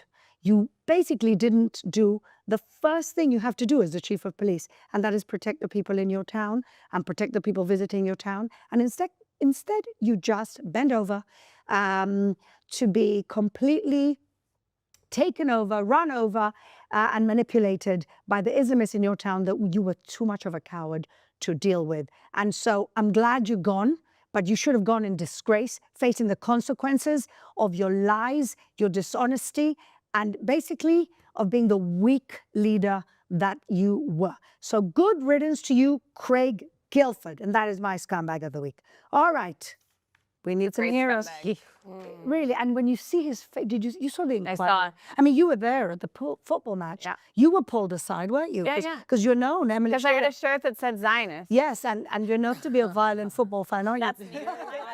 A violent football fan. This is what they're worried about. Okay, now, let's cleanse our souls with some heroes. Bellamy. Mine is Meraj Tehrani, who is a singer, and he had just basically come back, and I think he was on his way to Turkey, and he had just landed, and you can hear in his voice, it's just so disheartening. Please take a look. آقا من الان رسیدم ترکیه. همه رو دارم میکشن. همه رو دارم میکشن. بچه‌ها رو همه رو دارم میکشن. فقط کمک خارجی. فقط کمک خارجی احتیاج داریم. میشه ما کمک بگیریم. نمیدونم چطوری میتونیم وقتی کمک بگیریم. خود دارن غرقم میکنن تو سر سینه. شلیک مستقیم بی‌رحمانه دارن میکشن همه رو. I think it's so important to have, even for me, like to call him a hero, as emotional as that is, because it brought so much light to what's going on. And it was very quick that that video was literally went viral. He left. Yes, he had just fled. Fled Iran, like now. Yeah, he had just fled, and it brought so much attention, I think, in such a short space of time. I was watching the video and I couldn't stop watching it over and over again because I thought, this is what the world needs to see. This is what the world needs to hear. Yeah. So he didn't say, oh, there are a few. He said they're murdering everyone. Yeah. There's no understanding of what the Iranian people are going to. The fact that you Except us. Yeah, except us. The footage that I've received is honestly indistinguishable from October 7th. Yeah. It's horrifying. Yeah. And the people that I've spoken to, like people I personally have spoken to, have witnessed 100, 200 people shot right in front of them. Yeah. It's the level of barbarity and cruelty is only matched by what we saw on October 7th. This is 7th century barbarism. Yeah. That's exactly what it is. And my hat goes off to him, not just for bringing attention, but he put his life on the line. Yep. He really did put his life, his family's life, he put it on the line in a moment to say, I need to bring attention. I need to call attention with the utmost urgency right now because the world needs to know what's happening. The clock is ticking. Yeah. Well, thank God that we have heroes like that, and thank you for bringing them to us, Bellamy. It's heartbreaking, but we need more of them, so that people wake up, or if the zombies are going to wake up, I don't know. Emily. So my hero this week is a similar topic, although not an Iranian this week. I know, it's a shocker. Lindsey Graham. Senator Lindsey Graham has been an absolute voice of moral clarity and courage from day one when it comes to the issue of Iran, but in particular since the protests, since the uprising started in Iran, he has been very forward in calling for U.S. assistance. He has echoed the voices of the Iranian people. He has continued to pressure while also working with the Trump administration. He visited Israel just a few days ago to show solidarity with Israel as it potentially faces something with the Islamic Republic of Iran. And I just have to say that voices like his, there's not enough of them. And to do so at a time like this, when I know that he's getting a lot of backlash from, the more extremist elements, both in the lobbying circles, but also on social media and in the media. And despite that, he's remained completely morally clear, has not wavered even for a second in what needs to happen when it comes to the Islamic Republic of Iran, which is a regime change, a complete deconstruction of the Islamic Republic of Iran, and ultimately rebuilding a free Iran. He also met with the Crown Prince Reza Pahlavi this week, which was a tremendous sign of solidarity and support for the Iranian people, and a sign that gives people hope for the future, that this isn't Iraq. Iran isn't an Arab country. It doesn't have the same history. The future of a free Iran will be very, very different. And that's something that Lindsey Graham has done a great job advocating for. So Lindsey Graham, you are my hero of the week. Yeah, he deserves it. He's always on the right side. Yeah, he's a good guy. He really is a good guy. Great hero, Emily. Shoshana. So you actually just reminded me of something. It's really, really hard to hear. Even though I don't understand a word of Persian, you don't need to understand a word of Persian, just like when you see that video, to understand and to hear in this 6.5-minute phone call. There's a woman, she describes herself as the daughter of a senior commander inside Iran. Yeah. And she calls the Persian Manato news program. Yeah. The emotion with which she describes what she herself has seen and endured, even as a daughter of a commander. She says that she would go out and protest, and she was arrested with her friends. Her friends are raped in the jail. She is not when she says her name. And the guilt that she feels for escaping the fate of her fellow countrymen and women, because she has protexia, as we say in this country, which is Connections, thank you. And she's then taken out of the danger, but her friends are raped or killed. And 6.5 minutes, this woman is, you could hear she's pouring out every inch of her soul into how she feels so bad. And she's about to say her name, and they're like, stop, don't say who you are, like, protect yourself. And she feels so guilty. and the bravery, and it needs, I feel like, we say this a lot, but I feel like it needs to be repeated and repeated and repeated. The Iranian people are incredible human beings and incredible, like they nationally feel together as a people. They feel for their history. They have a connection with their land. They don't want to give it up. They're fighting for their nation. And I think that's maybe why Jews feel so connected with the Persians. Like we get that. We get your connection with your history. You want to succeed. You want your children to have that love of nation and countryhood. And this phone call, I suggest you listen to it, because it is, like you said, you can listen to all these people foaming at the mouths, and you can listen to all these idiots who are being paid to be shills. Yeah. But you cannot deny that. That's not acting. That's not being paid. That is pain that is coming across so clearly that you really just cannot deny it.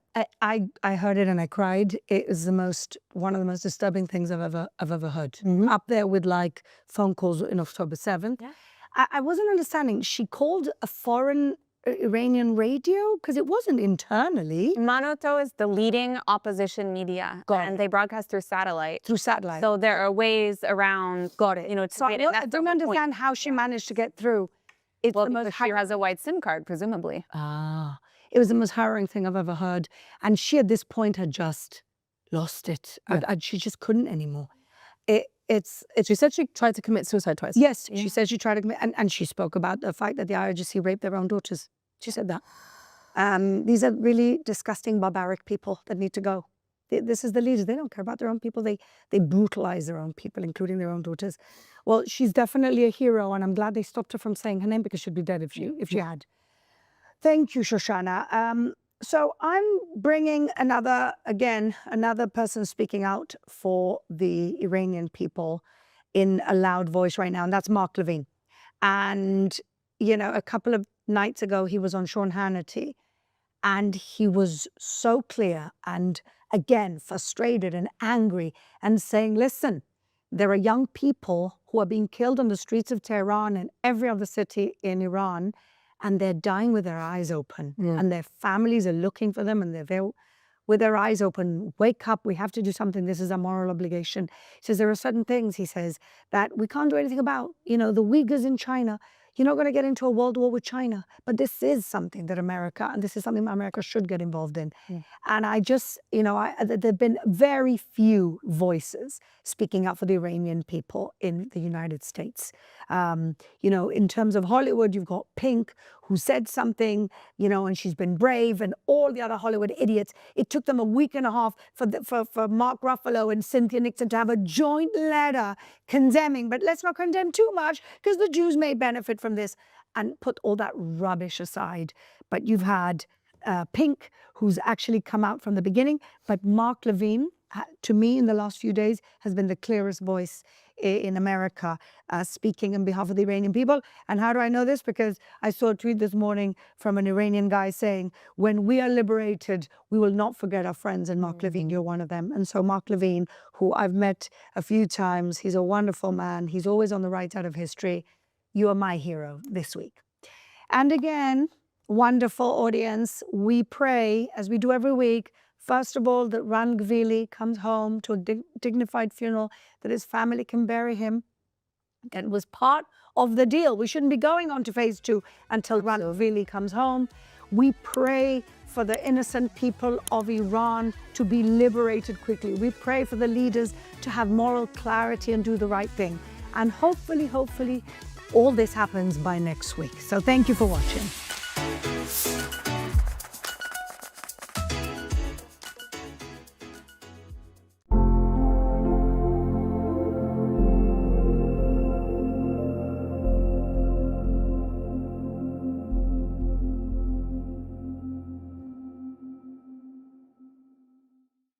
Thank you, India. And moving on, Israel is harnessing the power of bioconvergence, merging biology and technology to revolutionize the future of food and sustainability.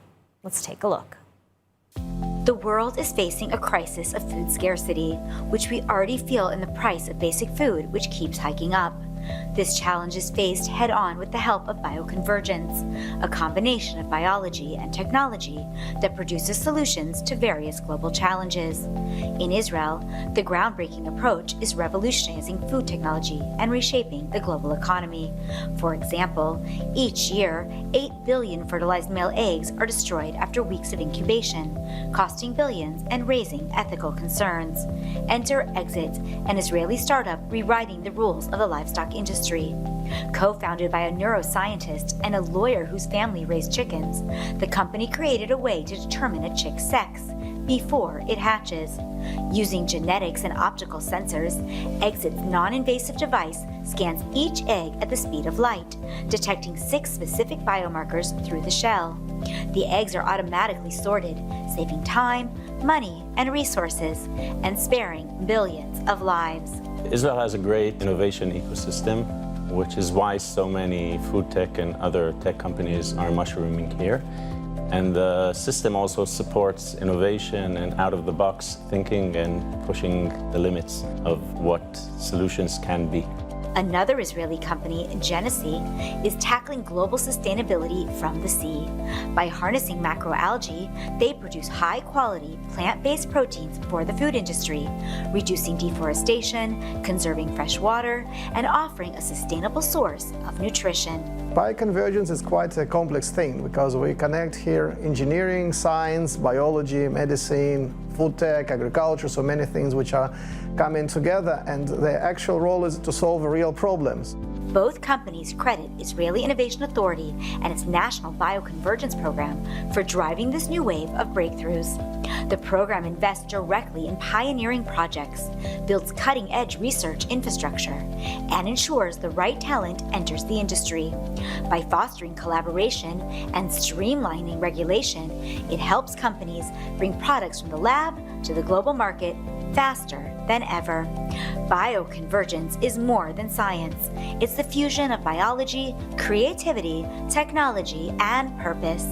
From sustainable protein to ethical farming, Israel's innovators are proving that when biology meets technology, the future of food is already here and knows no boundaries.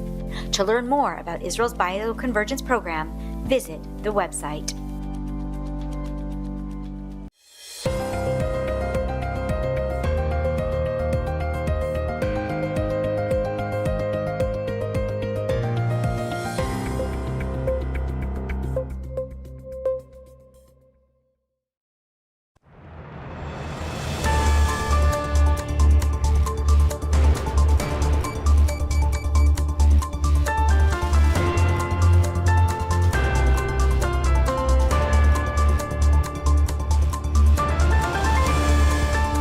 Welcome back to ILTV on the Hour. I am Deva Klein, coming to you live from Israel, bringing you all of the biggest headlines from across the region. For the first time in 11 years, there are no more Israeli hostages in Gaza. This after the IDF recovered and identified the body of the final Israeli hostage, Ran Gvili. Gvili's remains are back in Israel, and his funeral procession is expected to take place tomorrow in Meitar. Now, the details of his rescue operation, dubbed Operation Braveheart, are now being revealed by the IDF and Shin Bet. Gvili's body was found in a cemetery after nearly 2 hours of scanning and searching bodies. This, the Shin Bet reveals, was based on intelligence provided by a Palestinian Islamic Jihad terrorist who knew of Gvili's whereabouts. The terrorist was apprehended by IDF forces and interrogated. There he revealed that he was involved in the transfer of Gvili's body between multiple locations until his final destination at the Al-Bech gravesite in northern Gaza. This intelligence led forces to the gravesite where Gvili's body was finally located and returned to Israel. Speaking at an anti-Semitism conference this morning, Prime Minister Netanyahu said this. Ronnie Gvili from the special unit in the police who fought not only with a broken arm, he was shot twice and he kept fighting, and he killed 14 terrorists alone. And then he died, and we said we'd bring him back. He was the first to come in. He's the last to leave, a hero of Israel. Ronnie is back. There are no more hostages in Gaza. And following the return of the final Israeli hostage, as Israelis finally take a sigh of relief, Phase 2 of Trump's Gaza ceasefire plan can now come into effect. The Rafah border crossing is due to open in the coming days, and the NCAG, the National Committee for the Administration of Gaza, is set to begin operations in the Strip accordingly. New reports are now indicating that Hamas has requested a 10,000-member representation and incorporation in the new technocratic government set to take over in Gaza. As Trump and his administration insist that the terror group must disarm, Hamas are trying to stay alive for as long as possible. And a terror attack was foiled in Azerbaijan when 3 ISIS-linked terrorists were planning an attack on the Israeli embassy building in Baku. 3 Azerbaijani citizens were detained in what security officials are saying was a planned attack motivated by religious hostility in the capital of Azerbaijan. And today is International Holocaust Remembrance Day, where we commemorate and honor the 6 million who were murdered by the hands of the Nazi regime. Today is the anniversary of the liberation of the Auschwitz-Birkenau camp. And while survivors of the Holocaust dwindle every year, it is highly encouraged to speak to survivors today, hear their stories, hear their testimonies, as today's climate proves time and again that the lessons learned from the Holocaust are invaluable and very needed. And maybe because of this day, or maybe not, Kanye West, known today as Just Ye, has issued another apology. In an interview with the Wall Street Journal titled "To Those I've Hurt," Ye has once again apologized for his anti-Semitic behavior, attributing his actions to his prior health conditions. Suffering from bipolar disorder, the American rapper said, quote, "I lost touch with reality." He then added, "I am not a Nazi or an anti-Semite. I love Jewish people." Ye's history with anti-Semitism begins in 2022 when he first tweeted a threat that he would go DEFCON 3 on the Jewish people. Last year, he bought a Super Bowl ad to promote T-shirts with swastikas on them, then released a song titled Heil Hitler, which was played in a video that you just saw in an infamous Miami club, proving that his track record of anti-Semitism and apologies are continuous with each year. And before we go for now, we've got some exciting news. You can now get Israel updates on our WhatsApp channel, breaking stories, live updates, and verified reports, all delivered fast and accurate. Just scan the QR code on your screen.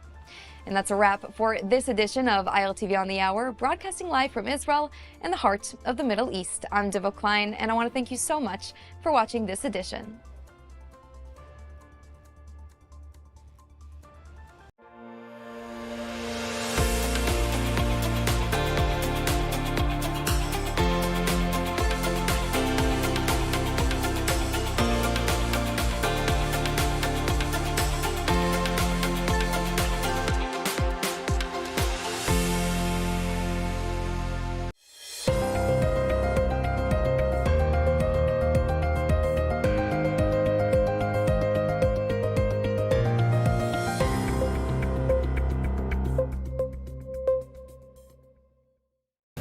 A lot of people, including many Jews, do not understand what we are up against.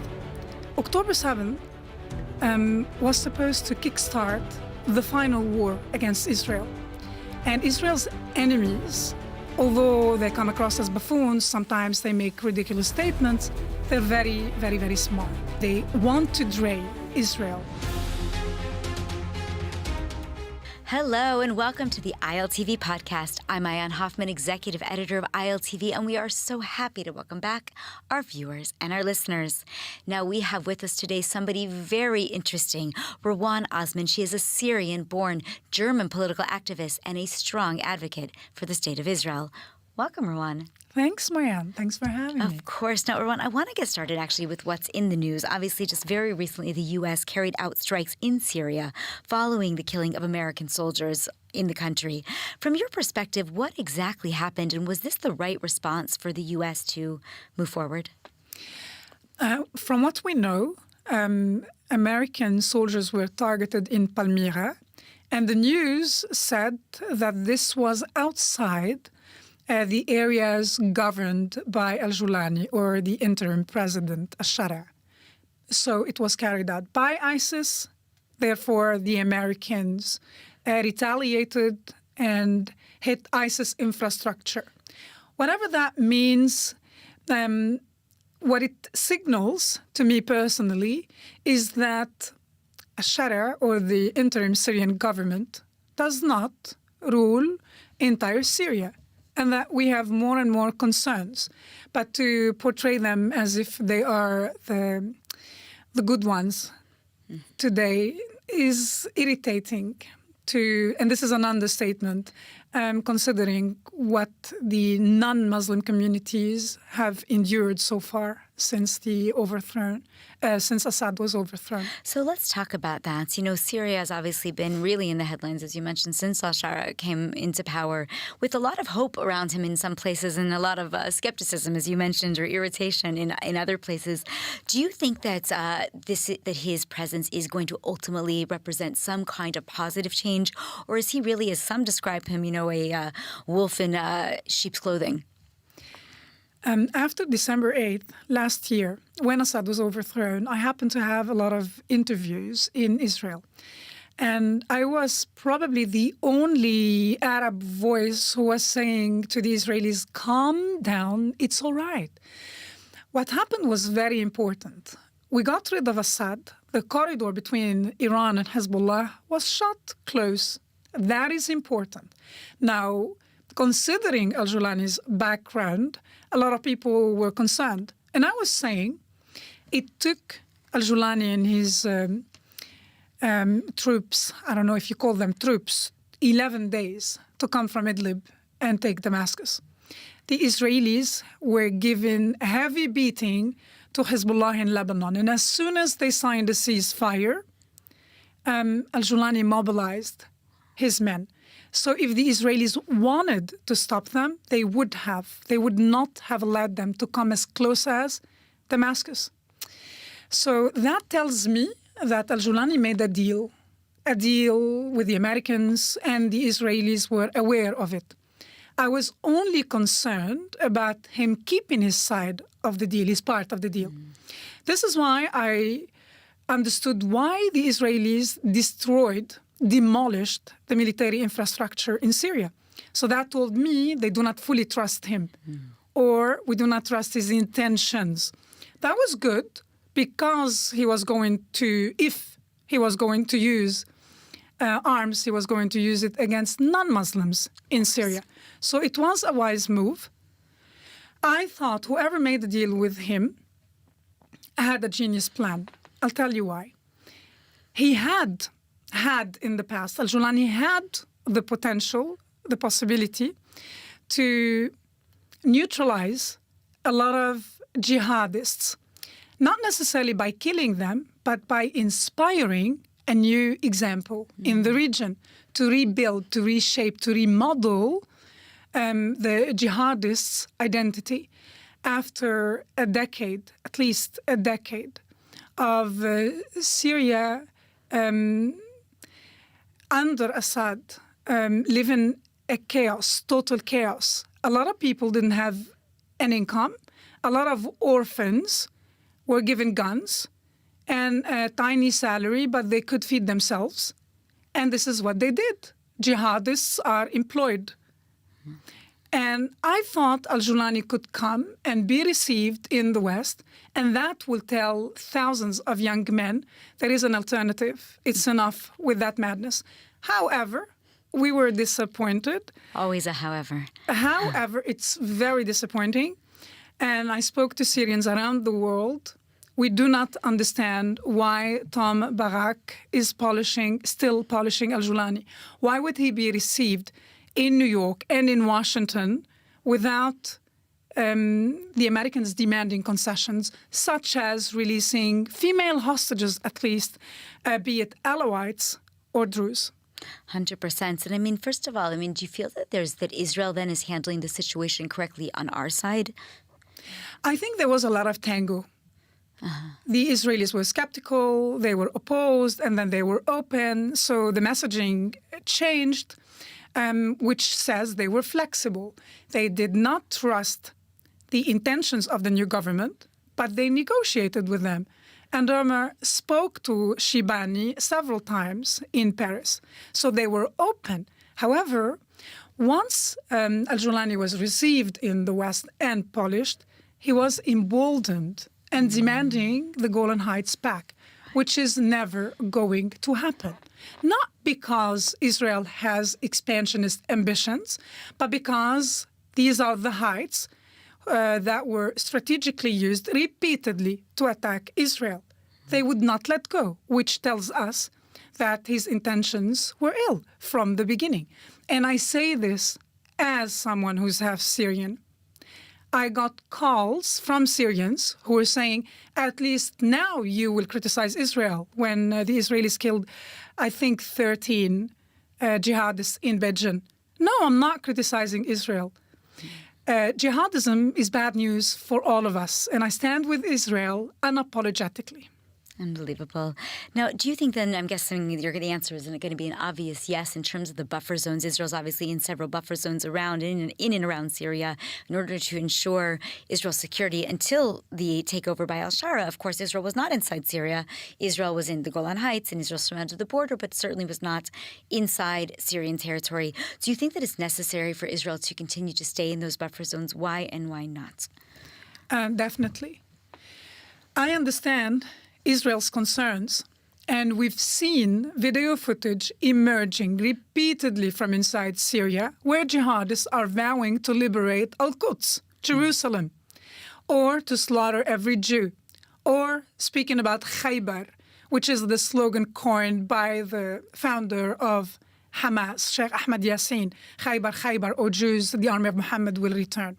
I do not see the interim government in Syria able to control the masses, who seem to be sometimes hysterical, not only in rural areas, but also in Damascus.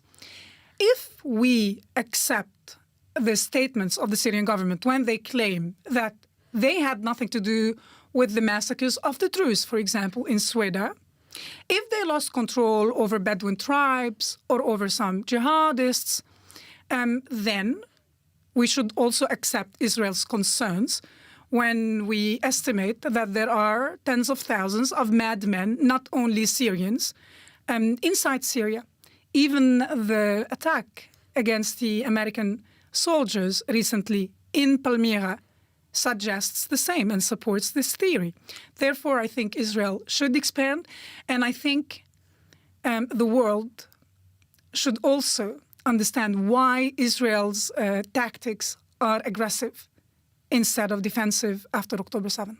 For sure. I mean, and it sounds to me, if I'm hearing you correctly, that what you're saying is al-Shara, it's not even that he's not to be trusted, though he's also potentially not to be trusted, but also that he doesn't really have full control of Syria, certainly not at this stage. So even as the West bolsters him and backs him, it doesn't mean that there won't be terror attacks against American soldiers, against Israel, and especially, as you mentioned, against the minorities living inside Syria, the Druze, the Christians, and other vulnerable communities. So talk to me a little bit more about those communities. Israel's historically been very close, for example, with the Druze community.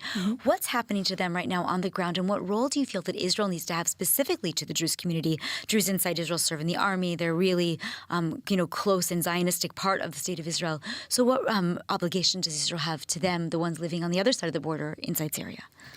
In the Druze religion, they have an obligation to protect the brethren.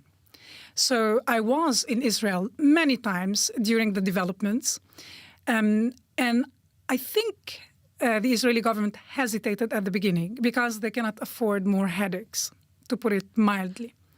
But Israel cannot afford but to help the Druze.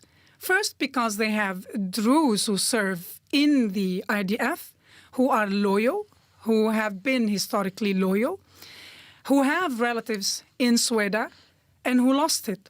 At a certain point, if I'm not mistaken, Bibi Netanyahu shared on social media before he shares on television a statement urging the Druze not to cross the borders, warning them that they might be killed or kidnapped, and he promised that they will help.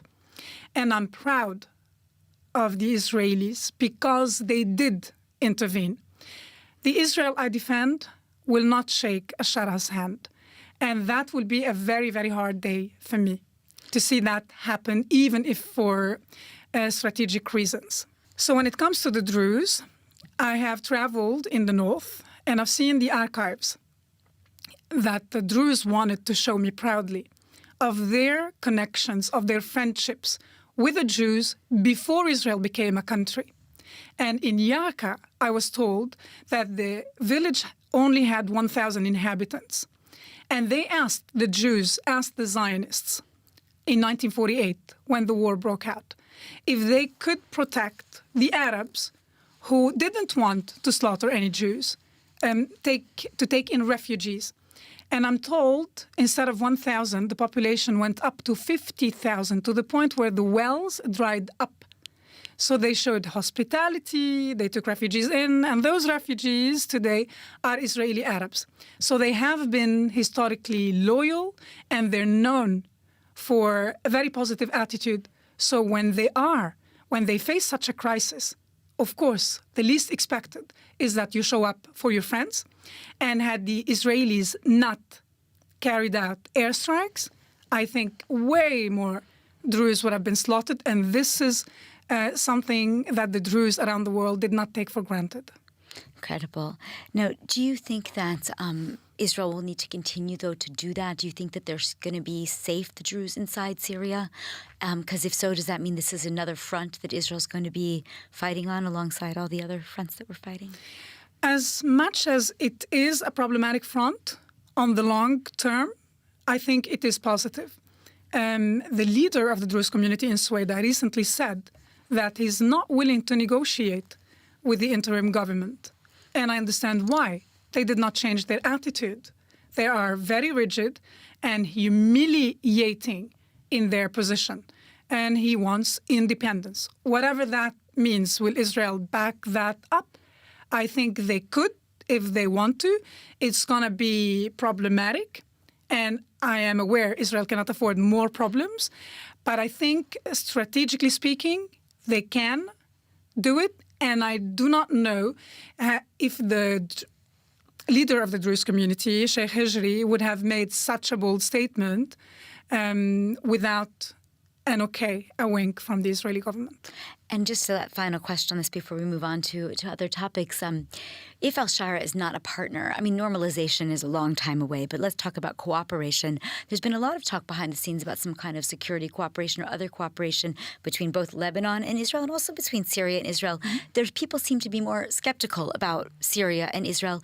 Talk to me from your perspective. Do you think that there is a chance that at any point we will be able to see some kind of at least collaboration with al-Shara and with Syria, despite all the things that you just described? It is possible if the Americans pressure the Syrian government. Tom Barak, every time he makes a statement, he gives the impression that he has everything under control and that his strategy is more focused on economy. Give people jobs, give them new perspectives, and everything will be fine. I'm skeptical because I'm not sure when I listen to him if he truly understands Islamism, if he understands that jihadists are invested in the afterlife, not in this material world. So no matter what you give them, they are devoted to their cause, to spreading Islam. I don't know where his confidence is coming from. But given that he is still Trump's envoy in the region and speaks confidently, the Americans can pressure the Syrians to make a security agreement with Israel. That said, I do not want to see normalization between al-Shara's government and Israel. They say that they are an interim government. Once the government is changed, once you have moderates who are running the country, then yes, of course, Israel needs normal ties with Syria, also with Lebanon. But at the moment, as long as you can absorb the tension through a security agreement, yes, why not? But that is up to the Americans. For sure. And I think sometimes what we find is that the West, all West, not just the United States, but certainly the United States among them, don't understand the Middle East mentality. You know, they don't realize, you said, what is Islamic extremism? Who are they really dealing with? And I think that's one of the reasons we're seeing such a rise in anti-Semitism is because of this lack of understanding of what's really going on in the neighborhood and who and how and what we need to be working with. So now you obviously haven't lived in Syria in a long time, but you are, as you said, originally from there. You're now based in Germany. What was that moment when you made this shift, when you realized that you were in favor of Israel, because most people born in Syria are anti-Israel, and you are one of the strongest voices for Israel today. So I bought my copy of Hitler's Mein Kampf in Damascus for less than $1. Wow. I also bought the Protocols of the Elders of Zion for less than $1 in Damascus, translated to Arabic, and people consider it serious literature, including many in the Palestinian Authority. I was an anti-Semite, and today most of my talks are titled The Recovered Anti-Semite, or The Story of a Recovered Anti-Semite. And my Israeli friends protest, don't say that about yourself, you're better than that. No, well, I'm not better than that. We need to understand our region in order to find a cure. I was, like most of my Syrian and Lebanese friends and family members, an anti-Semite because we are intensively indoctrinated. And I grew up in Lebanon. The first 18 years of my life, I grew up on the other side of the fence, hating the Israelis, especially that Israel occupied the south. And I was one of Hezbollah's biggest fans because they were perceived as heroes and the only ones to defy mighty Israel. I didn't know that for more than a decade, Israel exercised a lot of restraint when Yasser Arafat and his gangsters abused Lebanese territory, trained men and women, including members of the radical left from around the world, Germany, Italy, also Japan, and occasionally sent them to infiltrate Israeli borders and to target civilians. So after a decade, especially when Hezbollah started targeting Israeli diplomats and their family members in Europe and in South America, Israel had to create the buffer zone, had to give up on diplomacy. And we see today, diplomacy is not working with Hezbollah. But again, because those who push for diplomacy do not understand the mentality as we do. I was lucky to move to Europe, to live in a Jewish quarter in France, to see those Jews and to realize that they're normal people. They're actually nice.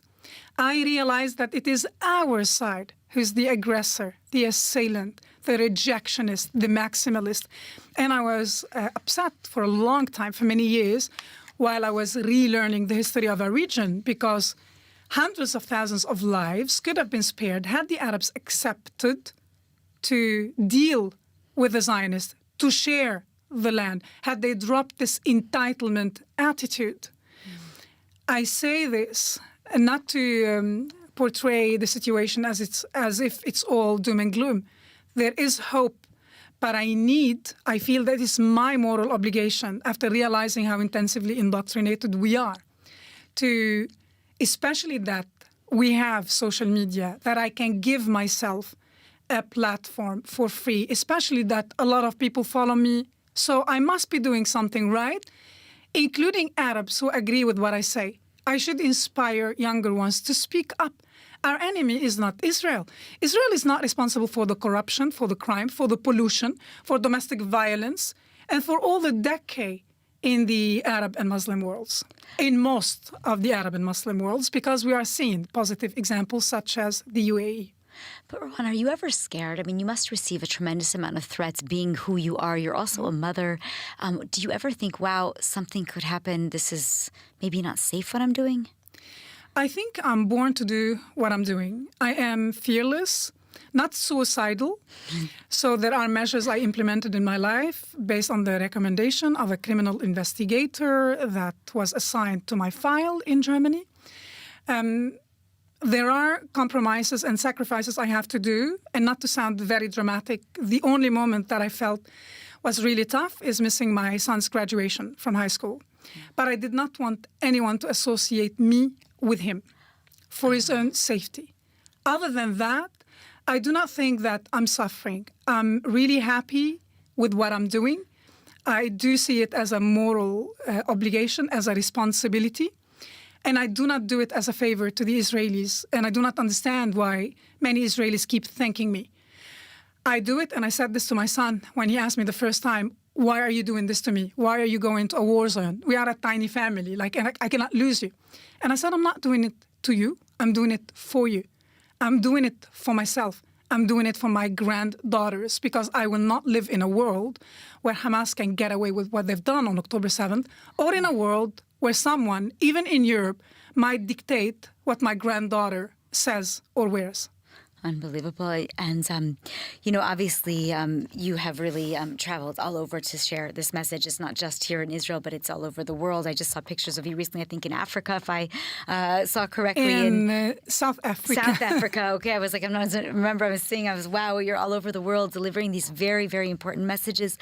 How are you managing to sustain yourself financially and emotionally through all of this? I mean, it's an incredible mission, but it's not a mission that a lot of people like. No. I have a lot of followers who like me, but I have many, many more who hate my guts. So the first year, I think we were all trying to do our best. And I was traveling as much as I can, but I also needed to work. I don't know how this happened, Mayan, but in the past 5-6 weeks, I had almost 30 flights. I do not know how this became my life. I became a public speaker. So outside Israel, I'm paid. And from my speaking fees, I sustain everything I do. So it became a system that is functioning. I never imagined that I would be doing what I'm doing today. I was an introvert, and I don't mind people taking credit for my work. I would rather be in the background and strategize. But seeing what happened on October 7th, if I had to make a strategic decision, we needed a younger face. We needed someone who's trained in the media world. But I knew that we can't find this person because when I approach people, even if you pay them, they would say, like, are you crazy? I'll do the fundraising. You're just a face. Like, are you crazy? Lotoda. Even Israelis. Because it is problematic. And being on social media, it's like being exposed naked all the time. People have comments about not only about your message, but also about your looks, also about my smell, also about my background. People have the weirdest ideas, attitudes, and social media is paradise for maniacs, for psychos. So you have to be very tough to do that. The cost is I have no personal life, and this is nonstop, and it won't stop no matter what happens, because what happened on October 7th was not an attack against Israel. It was, how do I put it, a lot of people, including many Jews, do not understand what we are up against. October 7th was supposed to kickstart the final war against Israel. And Israel's enemies, although they come across as buffoons, sometimes they make ridiculous statements, they're very, very, very smart. And they are aiming, they want to drain Israel economically, psychologically, and I have been to Israel. I think this is my 17th, 18th visit since October 7th. I lost count. I see how the mood is changing. I see that people are tired. But at the same time, I see Jewish resilience, something Israel's enemies underestimated. We will be fine. Israel will prevail. People like me come as a reminder to tell you, we got this. We're fine. But this is going to last long. And Israel's enemies will never be able to build up momentum as they already did, and they cannot lose the moment. They have to keep pushing and keep pushing and keep pushing. So we have to, those among us who are strong enough have to help those who need a break occasionally. I'm coping emotionally, psychologically, physically. I'm coping. I might need a break in the future, but for now, I think we are amidst a fight. And we're fighting again for the future of our children. What is the world you want for generations to come? If you know, then you have to understand that this war is against Western civilization. Not that Western civilization is perfect, but it is the best thing we have so far. Rohan, what were you doing as your day job before all this started? I was studying the Middle East conflict at university. I held a scholarship from the Friedrich Naumann Stiftung, so I was paid to study. Oh, wow. Amazing. Convenient. Definitely easier than what you're doing now. Now, I read that you're converting to Judaism. Is that accurate? Well, yes, Mayan, it is true. I am converting to Judaism, and it's taken forever because I travel very often, so I miss my conversion classes. So my rabbi is happy about what I'm doing. However, this is a cost I have to bear because my conversion is something I do for myself. No Jew, no Israeli expects me to convert. Right. They like me as I am, if they like me. Not all Israelis like me. I think the nastiest threat I ever received was by an Israeli leftist who said he knows how much I'm paid by the Israeli government and he will get me and he's building a case against me. What? Like, okay. Who lives in Israel? I am converting, and I remember my Syrian grandmother, my Damascene grandmother, asked us for one thing. She said, remember, we are not Arabs. And she wasn't an intellectual or an academic. We never understood, what does she mean? Life brought me to convert to Judaism, and my Israeli friends keep telling me, you have a Jewish neshama. Like, what does that mean? I was an atheist all my life, a rational person, you know? This talk is beneath me. So I had a DNA test, and of course I have Jewish blood, but not only Jewish blood. I always say that our blood tells the history of our region like the layers of history under Jerusalem. And I always urge Arabs and Muslims who hate Israel with such a passion to take a DNA test. Believe it or not, there's a guy called Ali who used to be with Hezbollah. He's gay, his partner is Israeli. They live in Spain, and I've shared this with you because he shared it in an interview. He was with Hezbollah. He took a DNA test, 33% Jewish, Ashkenazi.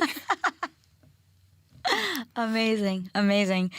So, I mean, it makes sense. You know, you have a Jewish soul. I think that's clear to any of us who know you. Maybe I do. Any of us Jews, you know, but it's still a very bad time to convert to Judaism. I mean, we're here a week after, you know, or a couple weeks after it will be when this comes out of the attack in Australia. We are in an era when the entire of London and really Europe is anti-Jewish and anti-Israel. The United States is experiencing the largest spike in anti-Semitism, certainly in my lifetime of almost 50 years. And you want to join the Jewish people? Yes. First, because I'm convinced I am Jewish, even before I took the DNA test. I knew it when I was exposed to Judaism at university, studying Jewish studies. I knew it. It sounds like a cliche, but the stars in my world aligned. It made sense to me. And I didn't think that I wanted to share it with the world. I obviously shared it with my son, with people who are involved in the process, and I did not want my son to question my sanity. So I had to explain to him why I'm converting. But on October 7th, I decided to share with the world that I am for many reasons. Simayan, when I realized that I'm Jewish, I felt overwhelmed because, from my perspective, it doesn't make sense to people who are not religious, but from my perspective, I felt that all the crazy coincidences that brought me to where I am in my life, that I've always dismissed because spirituality is beneath me, were the pebbles Hashem used to show me the way back home. And I was overwhelmed because I'm old enough to understand that there's nothing for free in life. And I was thinking, when someone bestows such a gift upon you, how do you reciprocate? On October 7th, I understood that this is how I reciprocate. This is what I do for my people.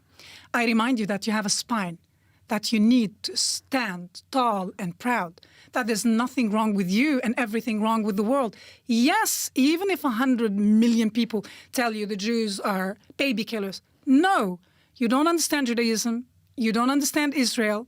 Israel, not only Jewish Israel, Israel with all its diversity, you have no idea what you're talking about. You don't understand the Jewish mission. We do have a mission, and there's nothing wrong with us. This is why I did not take my Magen David, not 1 second. And if it irritates people, if I realize that the body language is signaling that they are annoyed, I get closer. I go closer to them, ask, what is your problem? We have to change our attitude. If I tremble, and if they smell fear, they become like hyenas. I'm not only talking about Muslims who are anti-Semites. In general, this is my experience wherever I go. If people look at me and want to express that they are upset, I look at them back quietly, calmly, and that's it. They calm down. And we need to instill this attitude in Jewish youngsters. I say this because they are my favorite crowd. And a Jewish student, a teenager, told me crying once in California, if Israel did not exist, October 7th would have never happened. And I told the sweetheart, Israel exists because worse than October 7th happened. And the pioneers, the early Zionists, after 2,000 years of being pushed left and right, Iberian Peninsula, a ghetto in Italy, go to Hamburg, go to America. Nobody's happy. So it's about time they said, we went back home. They did. This is why Israel is the most admirable miracle in my eyes. And this is a project that we will defend with all our might. And I do believe, as I am someone who's converting, that without God, we're lost, we're doomed. If I was still the atheist I was before I decided to convert, I think I wouldn't be able to get out of bed. Because mathematically speaking, we are doomed. We are dramatically outnumbered. However, the Jewish people is still here in spite of everything that happened. And they will be here, they will stay here. And in order to be a light unto nations, you have to inspire. So Israel's biggest challenge now, to be that light, to inspire, to set an example, and to bridge the divide within Israeli society. If you do that, I'm not worried about hundreds of millions of anti-Semites out there. Well, on that very strong note, we are out of time. Rowan Osman, thank you so much for joining me today. Thanks, Maya.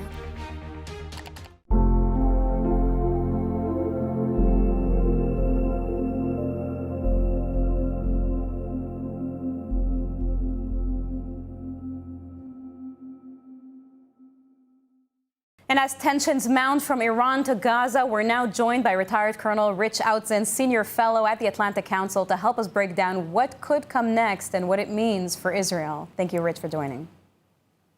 Good to be with you. So we're witnessing a serious U.S. military presence in the region. What message does it send to Iran at the moment, and what is your assessment of an imminent attack?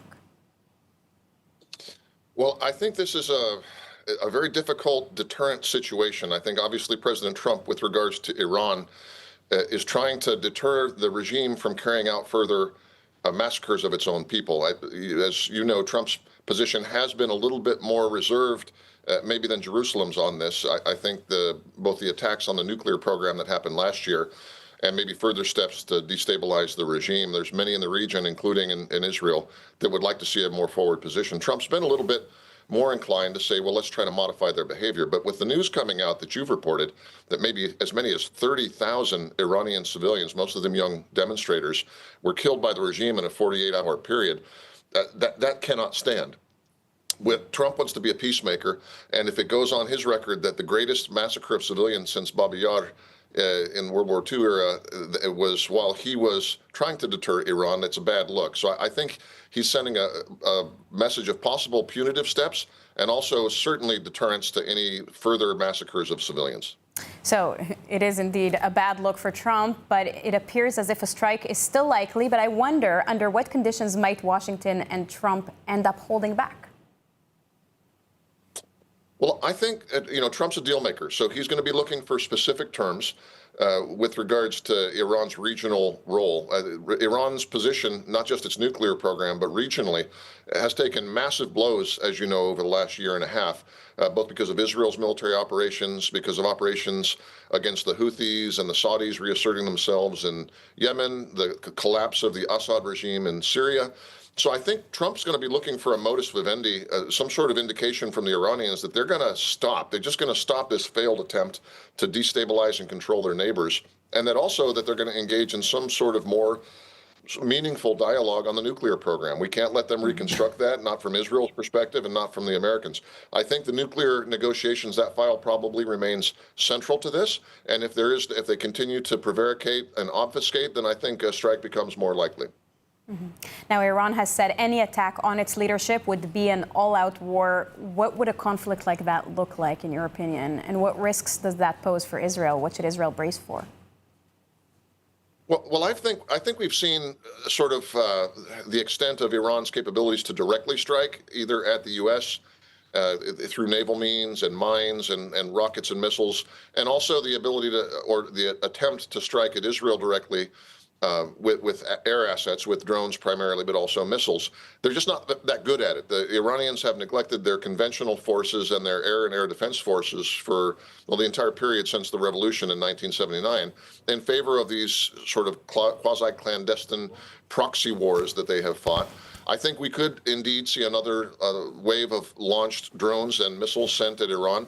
I think that there are Iranian sleeper cells in Europe and the United States, not so much in Israel, that could engage in sabotage. I think they'll try, and they've tried in the past, direct assassinations. We know that there's been Iranian agents arrested in the United States previously for trying to assassinate Iranian dissidents and even to try to go after U.S. political figures up to and including the president. They talk a big game. The truth is they have fairly limited direct capabilities to strike, but they can certainly kill some people and blow some things up, and I think that would be what they'll try to do. Now, moving on to Gaza, the U.S. envoys are pressing to reopen the Rafah crossing. And even before the return of the last deceased hostage, Ran Gvili, what does Israel see as the security risks of opening Rafah? Well, the risks clearly are that if either the Egyptians or the Palestinian Authority or international forces are running the daily traffic in and out of Rafah, that they are going to not notice remilitarization of Rafah, the rebuilding of tunnels and the smuggling of weapons, and that creates additional lethal risk for the Israeli homeland as well as for forces operating in and around Gaza. That's undeniable. The devil is in the details, though, and the problem here is that Rafah is an important lifeline for the civilians of Gaza, and clearly with the Kushner plan and Witkoff plan to reconstruct Gaza, you've got to have an economic lifeline. So how do you do that? How do you have an economic lifeline that also respects Israel's security red lines? And that's the dilemma. I will tell you, based on my time working in Israel, I spent 4 years and a lot of it dealing with Gaza, this is an eternal dilemma. And the fact is, I think it's the right thing for the U.S. administration to push Israel on this a little bit, not to ignore Israel's concerns, but there is a clear preference for security logic and sort of a deprioritization of economic logic here. And that's not the path to peace. That's just the path to having a few more decades of this same problem. So I understand the Israeli sensitivities, and we do need to do more in terms of security guarantees once Rafah is reopened. But at the same time, I think Kushner and Witkoff are right. Israel needs a little push on this. Well, thank you for your input, Rich. Thank you very much. Thank you. And I'm pleased to be joined now by Norman Rule from the Center for Strategic and International Studies, who served 34 years in the CIA managing operations relating to the Middle East. Thanks for joining us today. My pleasure.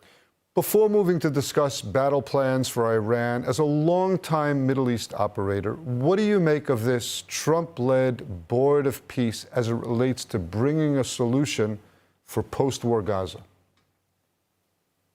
The president is, in essence, reshuffling the deck. He has a history of looking at problems and rejecting architectures that have been in place for long periods of time without solving the situation. This is actually consistent with not only with his worldview, but with his approach to problems. I've watched them deal with situations in the past, and they basically look at a problem and say, how have we handled it for many years? What has it got us? What is our approach moving forward? And if they hear that the approach is to do exactly what we've been doing for many years, they move on to a dramatic new approach and to see where that leads. And that brought about the Abraham Accords, and I can see why this new approach would fit that paradigm. So we'll have to take a look somewhere down the road and see how it's doing. All right, let's switch over to Iran.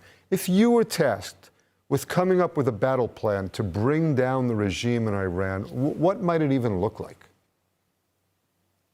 Well, the first thing I would do is I wouldn't say it on international television, because that would tell the Iranians what that plan would be, and that would not be considered wise.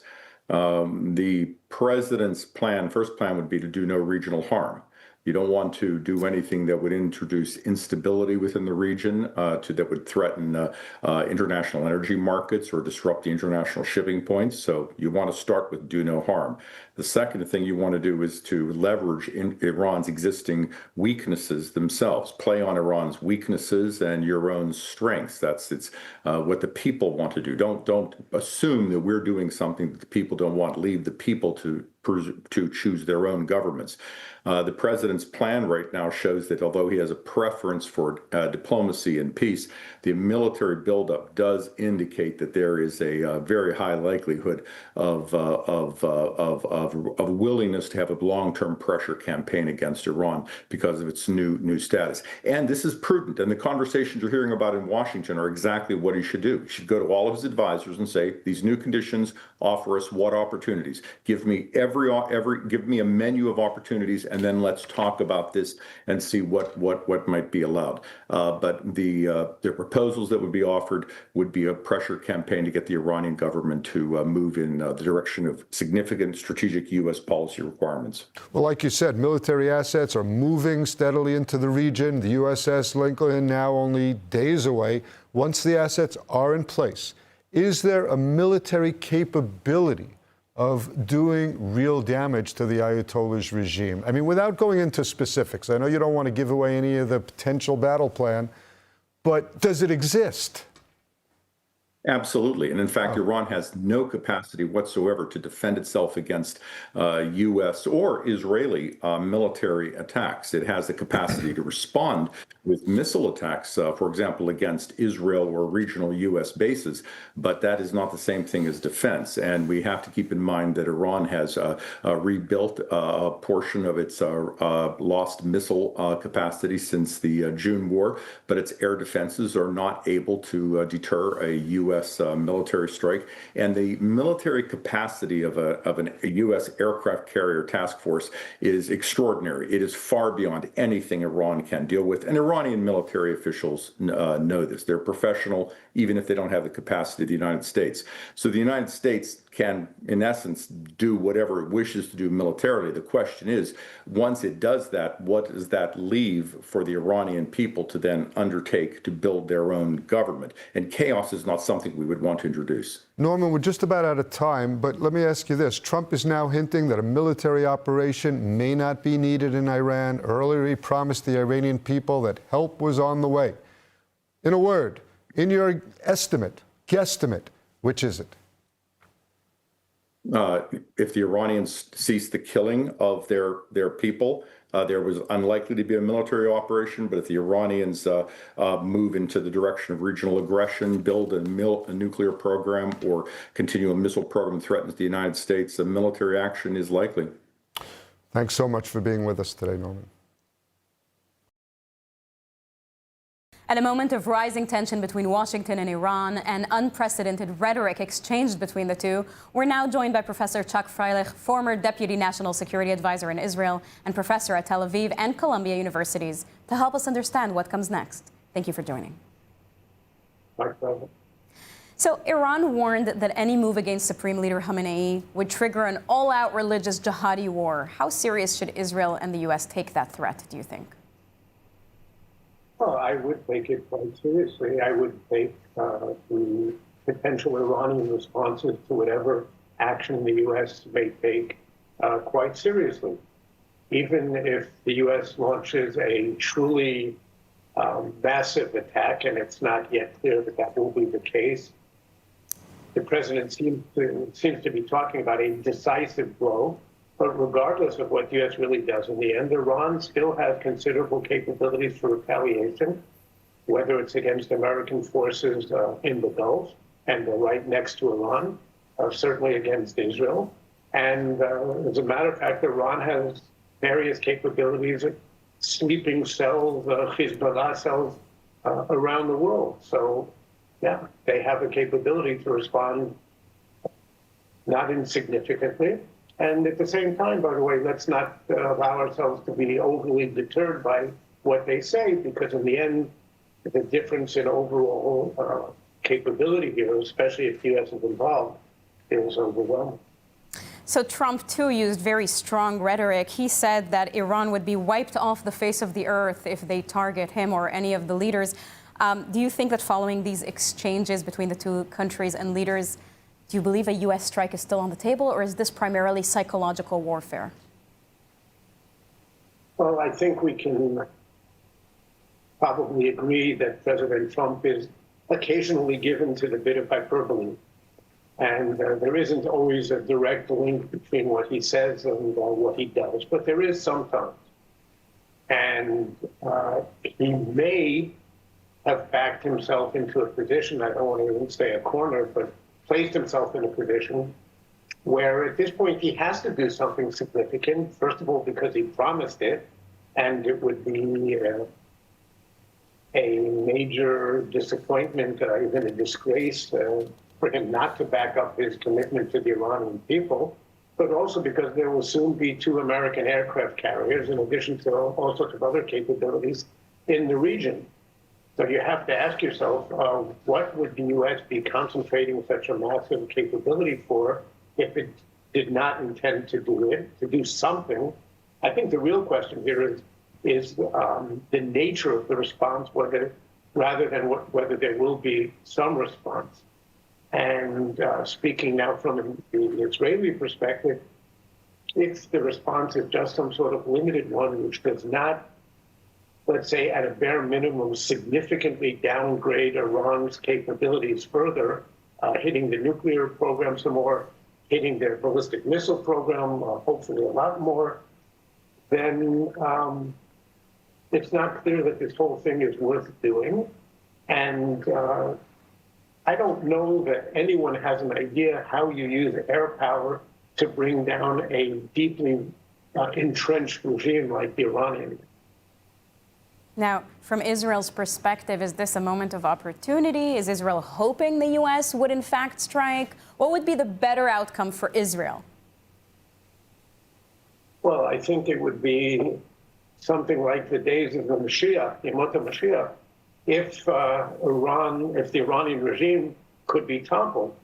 Now, that's something that Israel, and much of the world, but certainly above and all, Israel has been dreaming of ever since the Islamic Republic was established, for the regime to crumble and to have a new Iranian regime, which hopefully we could go back to being on very good terms with, like we were with the Shah. So the hope is there. But again, the question is, there's a fundamental question that the U.S. has to ask itself, and Israel has to ask itself, what are we trying to achieve here? Is the objective really to topple the regime? And again, I don't know how you do that just through air power. If the U.S. was even contemplating a major ground invasion, that would be one thing, but it isn't. So then what is the objective? Just to punish them? Okay, been done in the past, we can do it again. But there will be a price to pay for it, a significant price. So is it worth it? Yes, if it's a major operation. No, if it's a limited one. Is the real objective actually to downgrade the missile and nuclear program? What do we want, regime change or just to hit their military capability? Mm-hmm. What do we want is the question. Chuck Freilich, thank you very much. Thank you.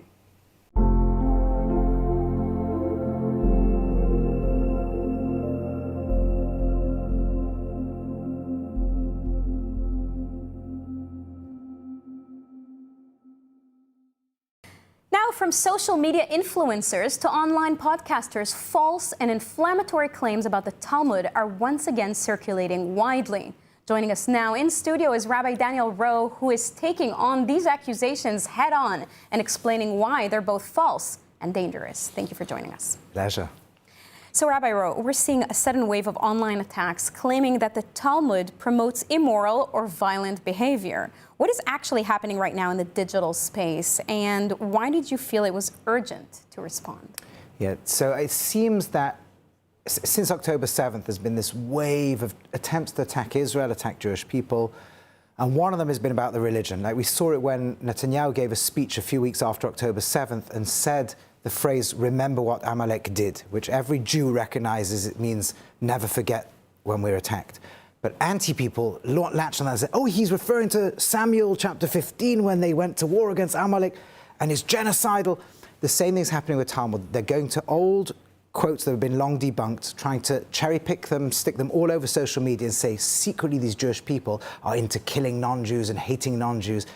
I felt the need to respond when people started reaching out to me, Jews and allies who say we can defend Israel, but we don't know how to defend this. We don't know the Talmud.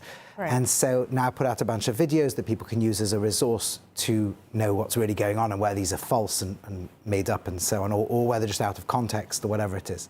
It seems so ridiculous, but so important to do this. So now you show that many of these accusations are not new at all, but actually recycled, like you say, recycled medieval polemics that were already debunked centuries ago, like you say. Why do you think these fabrications keep resurfacing? And why are they so effective in today's social media environment? Yeah, it's such a good question. I mean, the real story is crazy. Is 1871. There was a Vienna professor called August Rohling. He literally published a thing called the Talmudic Jew. He ended up in a court case against the rabbi called Rabbi Bloch, and the court didn't know what to do. They appointed 2 Christian experts who spent 2 years researching, found it was all either fake or out of context. Rohling withdrew, he lost his job, but it was always recycling. Julius Streicher was Hitler's big minister of information. He loved these quotes because it's so easy. A quote, it sounds sincere, sounds real, makes Jews look terrible. After World War II, it went into kind of the Nazi circles, the edge of the web. Since the war began, they've been thrown, whether it's Qatari funding or bots or who knows what, this is like moved in heavily in. And yeah, they're so effective because you believe a quote. It says that sometimes even the line, if you look it up, is actually a true line. Just the context is nothing to do with what it sounds like. So they're extremely effective on social media, and they're playing into this narrative of the Jewish monsters. And so beyond correcting the bad information, what are real-world dangers? What are the dangers that these distortions pose when they frame Jews as following these secret or perverse laws? What does that mean for broader conversations about anti-Semitism? Yeah, it absolutely plays into anti-Semitic narratives. The truth is, even if they weren't there, this stuff of the Jews like looking nice on the surface, but secretly having this malicious intent is always at the center of anti-Semitic tales. So this just feeds into that. And yes, it's extremely dangerous. It can lead to, apart from demonization of Israel, it can lead to violence against Jews all over the world.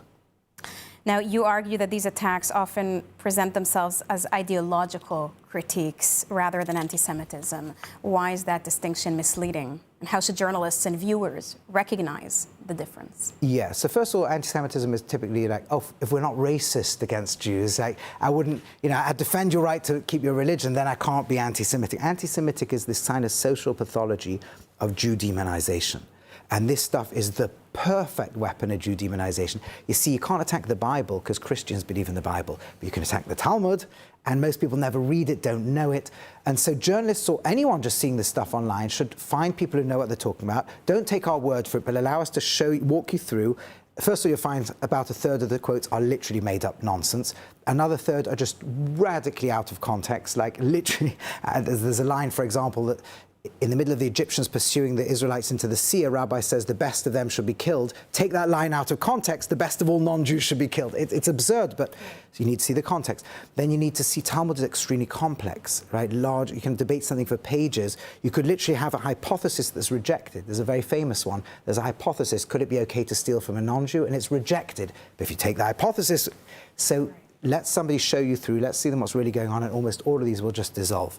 Judaism is a religion that believes in the value of all human beings. The Talmud says all human beings are created in the image of God and are beloved. That's what we believe. And the attempt to demonize us is a part of this broader attempt to paint Jews as demons. Well, Rabbi Rowe, thank you very much. Pleasure.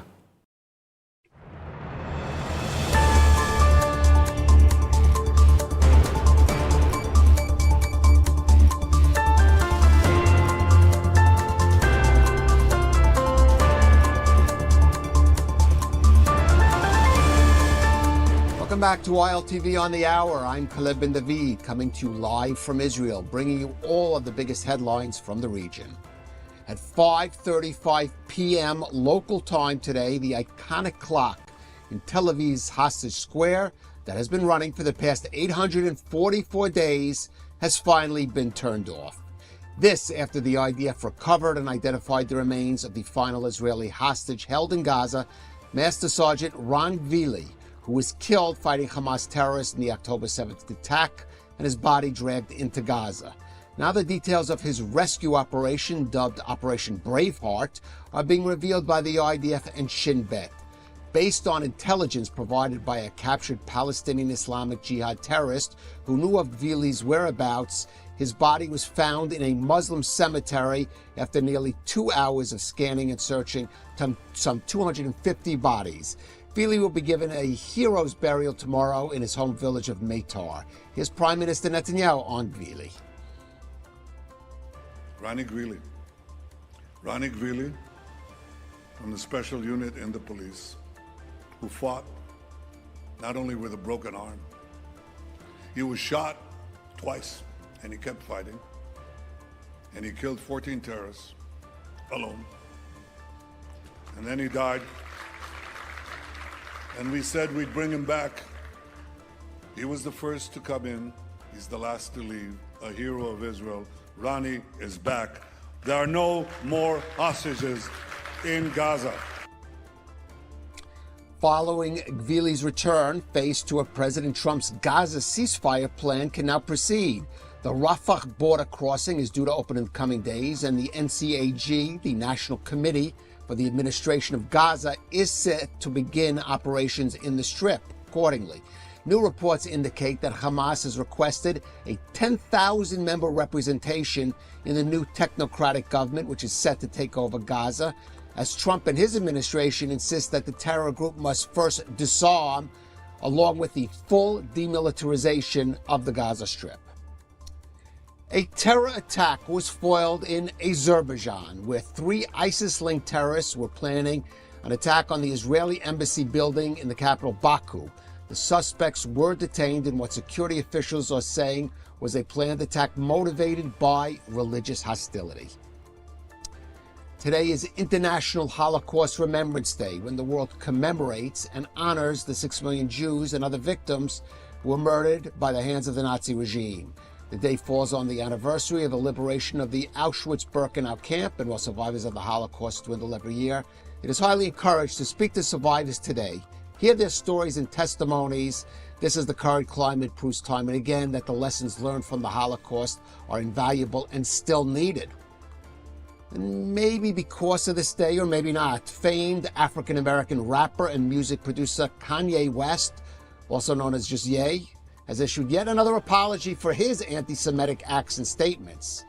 Now, these include numerous comments praising Adolf Hitler, his making of derogatory comments about Jews, and even penning a song which was titled Hail Hitler. Now, in an advertisement that was published in the Wall Street Journal titled To Those I've Hurt, West expressed regret for his behavior, attributing his actions to his prior health conditions. Blaming his bipolar disorder, the rapper said, quote, "I lost touch with reality," adding, quote, "I am not a Nazi or an anti-Semite. I love the Jewish people." Well, Kanye West has a song titled Believe What I Say. We'll see if that's the case here. He's made these kind of apologies before, only to go back to his previous behavior. And before we go for now, some exciting news. You can now get Israel updates on our WhatsApp channel. Breaking stories, live updates, and verified reports, all delivered fast and accurate. Just scan that QR code on your screen to join. That's a wrap for this edition of ILTV on the Hour, broadcasting live from Israel and the Middle East. I'm Caleb Ben David, and thank you so much for watching.